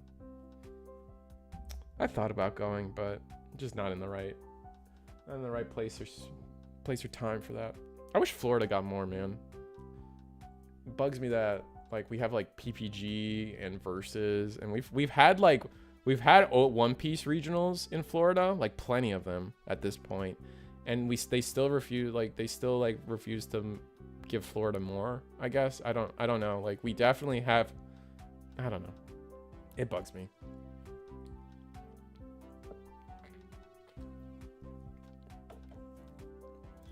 It's surprising that there isn't much in Orlando. Yeah, especially since Orlando, I think, like, all right, other people that are not from Orlando or Florida, you can speak up on this. But I think like Orlando is one of the best, like for the price point, in terms of what you get, like it's one of the cleanest cities. It's one of the best cities for like to do other stuff other than just the tournament, right? I don't think it's super expensive. I wouldn't call it cheap. Like Texas, every time I've gone to Texas, there's not a lot to do, but it's super cheap. So like it's fine. Where it's like I feel like Orlando is like the middle ground of like not that expensive, but there's so much to do that it's kind of worth it. It makes it worth it on the back end. Where then like you go to California and people are peeing on the road. Like that wasn't a fun, like, does anyone remember going to the Anaheim Convention Center, leaving and having all those I don't know. For me, I get kind of grossed out by all those like little mini food cart people. Not the people, but like just like the idea of like that food has been sitting there and then they're like offering people to eat it. Like I don't know where that's been. I don't even know if you like clean the cart. Like, you know what I mean? Like I don't. I digress. Even with partition, he wouldn't have gotten it. He had to already vote into the level 5 out of the minute. Yeah, I must have missed that part. I meant at Dallas, but you got this, fam.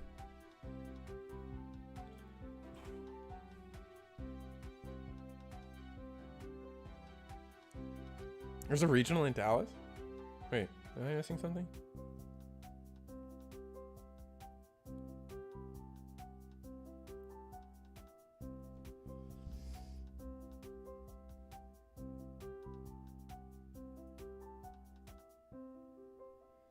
All right, we're gonna DNA, gain memory, and I think we're just gonna steamroll. Looks like we're gonna steamroll, we're just gonna steamroll birds again. Digifest Miami is still one of my favorite card game events of all time. That to this day is still my most successful. Actually, it's not my most successful tournament like in terms of a run. But I did. What did I get? I got 9th at that Digifest, so I got day 2, which was really exciting. It was one of my first. Like that was one of my like. That still stands out to me as one of my best placings. Yeah, but I wish they would do another Digifest. It's clear that they're not going to ever do another Digifest, especially since we got One Piece Day. And yeah, One Piece is just like the baby now. The golden goose now, so is what it is. I just wish Florida got more. Like, there shouldn't be a reason that we don't get more. Like, I know life is expensive. Like, the world is expensive. Like, don't get me wrong. But to say that we can have Californian events and not Florida events is kind of like, in terms of a price point, kind of sus. I don't know. Maybe I'm crazy. I could be crazy. I don't know. I don't know the cost of venues and all these things.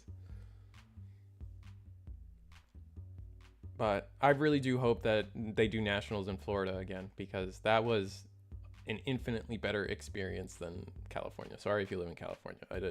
Anaheim is not, that Anaheim Convention Center is not, outside the convention center is never a fun experience.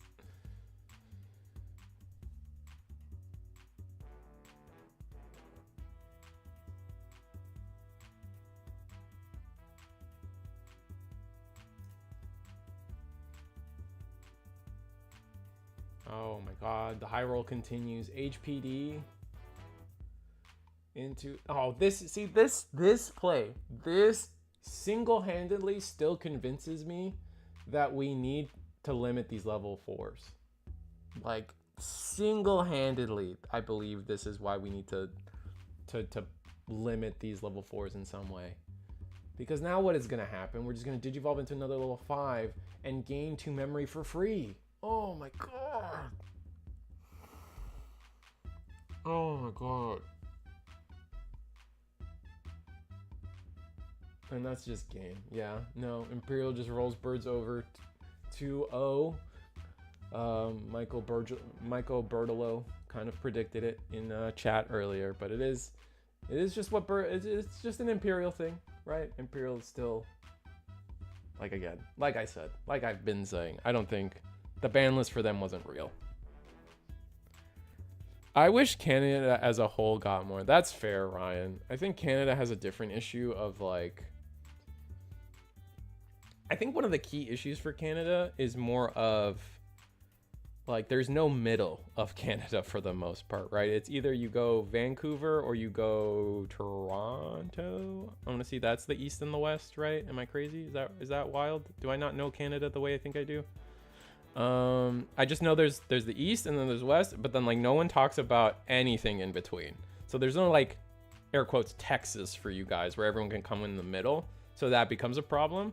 So, like, if you have one in Niagara, everyone, it's like really only accessible for people on the East Coast. And then Americans historically don't like getting, like, historically most of us don't have updated passports, right? Like, that's not a common, like most people don't need a passport in America for, like, their entire life, right? Where in Canada, it's like, yeah, I gotta go to these states all the time for some BS. So you guys keep your passports up to date. So I think it's like this just weird situation with you guys most of the time. Latin America does get screwed as well. No, don't like, I know Canada struggles, but I'm not trying to leave anyone out there. In my perfect world, they give us 2 offline regionals in each corner of the US. Each corner? Yeah, I think each corner, that's a good start.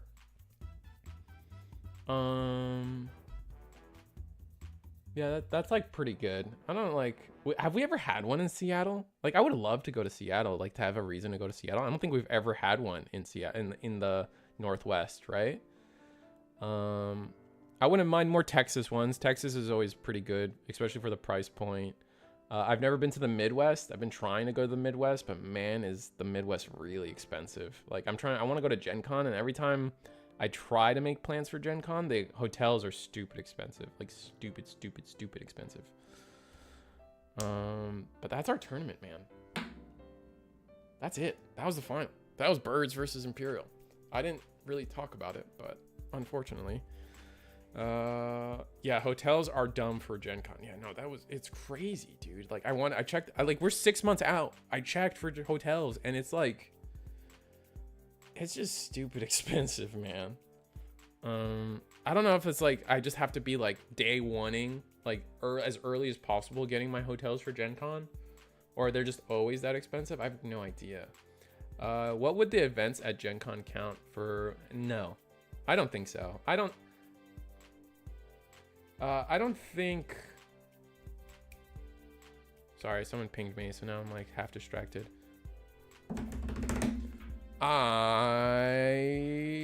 Dang it. No, the Midwest, number one, the Midwest makes me mad because the Midwest is like the Mid-East at best. To call it the Midwest is ridiculous. I don't know why they still call that, but just like this number one. Number two, no, I would say there's like a big difference between like going to like New York City or like a New Jersey or a Pennsylvania than like Chicago and I don't know, maybe because I'm from Long Island, like originally, like born in Queens, from Long Island, that kind of thing. That I just kind of like distinctly see them as just like completely different worlds. I don't know. It doesn't really matter. And would the events at Gen Con count for the Northeast? Oh, I guess maybe you're just counting for antics is like 2 per corner, maybe. Although Gen Con, Gen Con's on, you guys, those who have been to Gen Con, do you have to pay for Gen Con and then pay for the tournament? Because if it's one of those, then I wouldn't count those. Like, that's not, those are annoying. I get why they happen, but those are annoying. Oh, that's so, ooh. Yeah, no, I wouldn't count that then. You have to pay for both? Oh, no. That's, no. Like, I get why they happen. It really helps cut down the cost on the, organizers. And so they are necessary. They have to happen that way. I get it. I wouldn't count it as like a Digimon regional for antics is proposed to 2 per corner at that point, because now it's like you're like gatekeep. It's like feels like a gatekeepy thing, which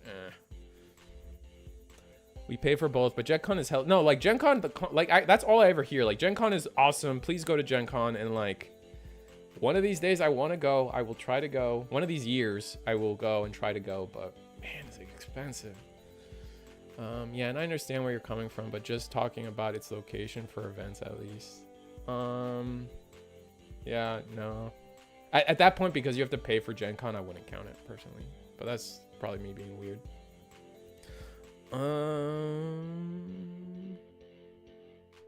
I was on top of it as early as possible, and the closest hotel to the convention center was the airport. Like, oh, Jesus Christ, man. Yeah, no, that's wild. That is insane. Dang it. What am I doing? I am closing shop. Are we closing shop? I mean, if we can yap about other stuff. Don't get me wrong. But while I give Chad a chance to yap or give me questions about something, let me sell out for a bunch of stuff that I feel like should happen. If you guys enjoyed tonight's content, it happens every Monday, every Thursday, 7:30 on Monday, Thursday, 8 p.m. Eastern. This is the Eagle's Nest webcam tournament. It happens every week. We are ending our season 4. This was the last tournament of season 4.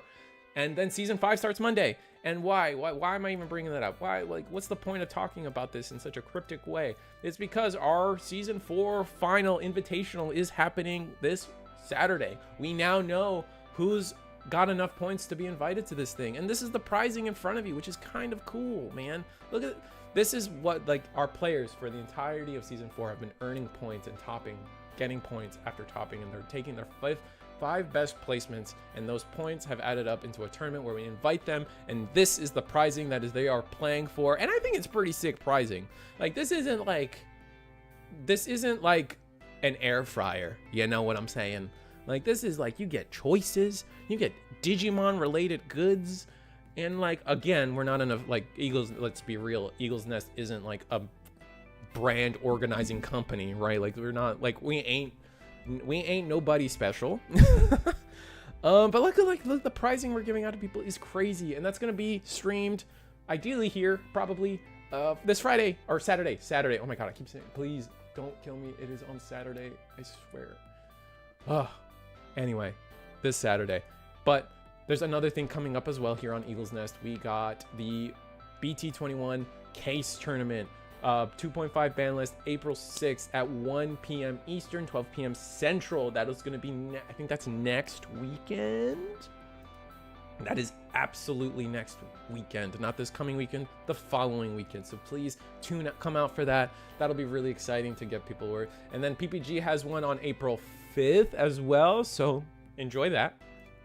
I don't have a screen for that. If Monday and Thursday is not enough for you guys, DigiGuard United has got you covered on Wednesday and Friday as well. But Friday also ends up being a double feature with DigiGalaxy. Both content creators have a lot of merch that you can support them by buying their stuff. And really cool merch. DigiGalaxy has really cool art, while DigiGuard United has some really cool merch with their, what did I call them? Twiddle sticks? Timble sticks? I don't know.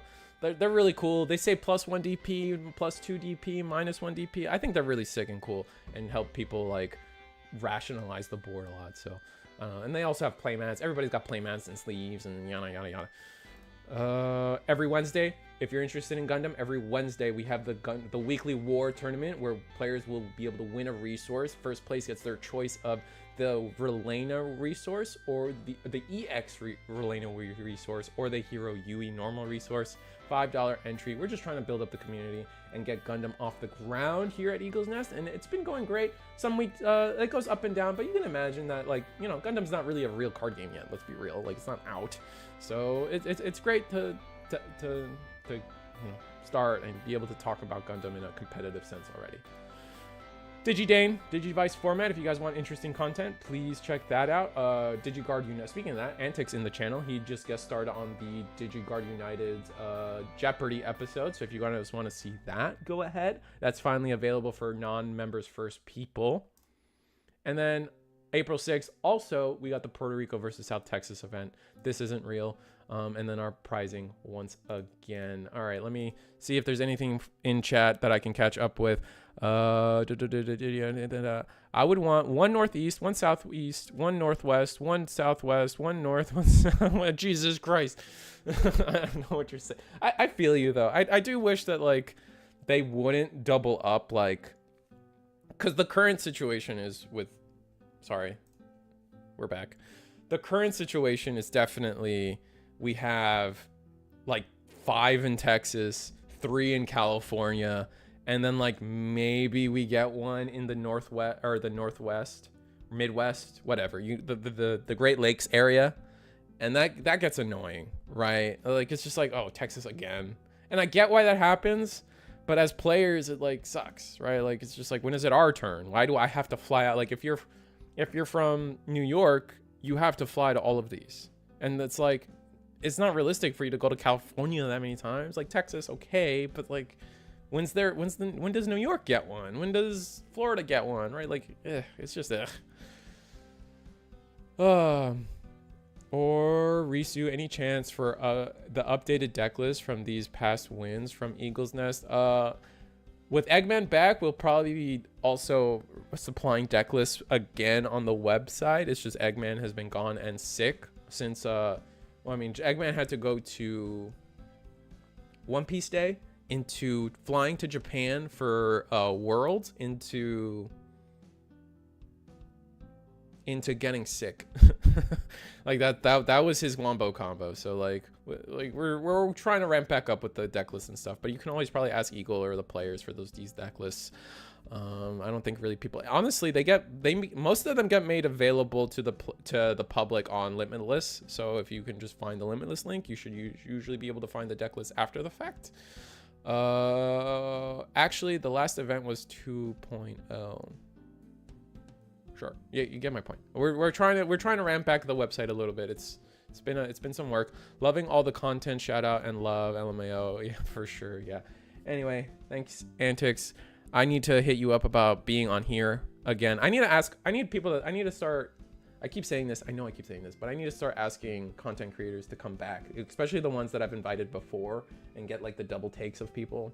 That'll be fun. Like I said, Donkey Gnaw getting his opinion on going to Japan would be sick. Antics and his nationals run would be like, just getting Antics in general would be fun. I had a blast with him. Hyper Coliseum, I work with them all the time. Curiosity, get her back. Now that I've made a list, it's going to be upsetting when I forget somebody, and it's sad. We had Varney on here. We had Marshmallow Ruffian. We had TCG Tamer was fun too. Anyway, I think we're done for the night. Saturday. There's stuff Saturday happening. There's stuff Sunday happening. Core TCG. Remember, Core TCG. What did I say? Core TCG Sunday. Probably something. Probably me related. Probably Digipanda related. Hopefully I can advertise it in the correct way for you people, but it's like... Anyway, good night, guys. I'm out. Good night. Bye. We're turning it off.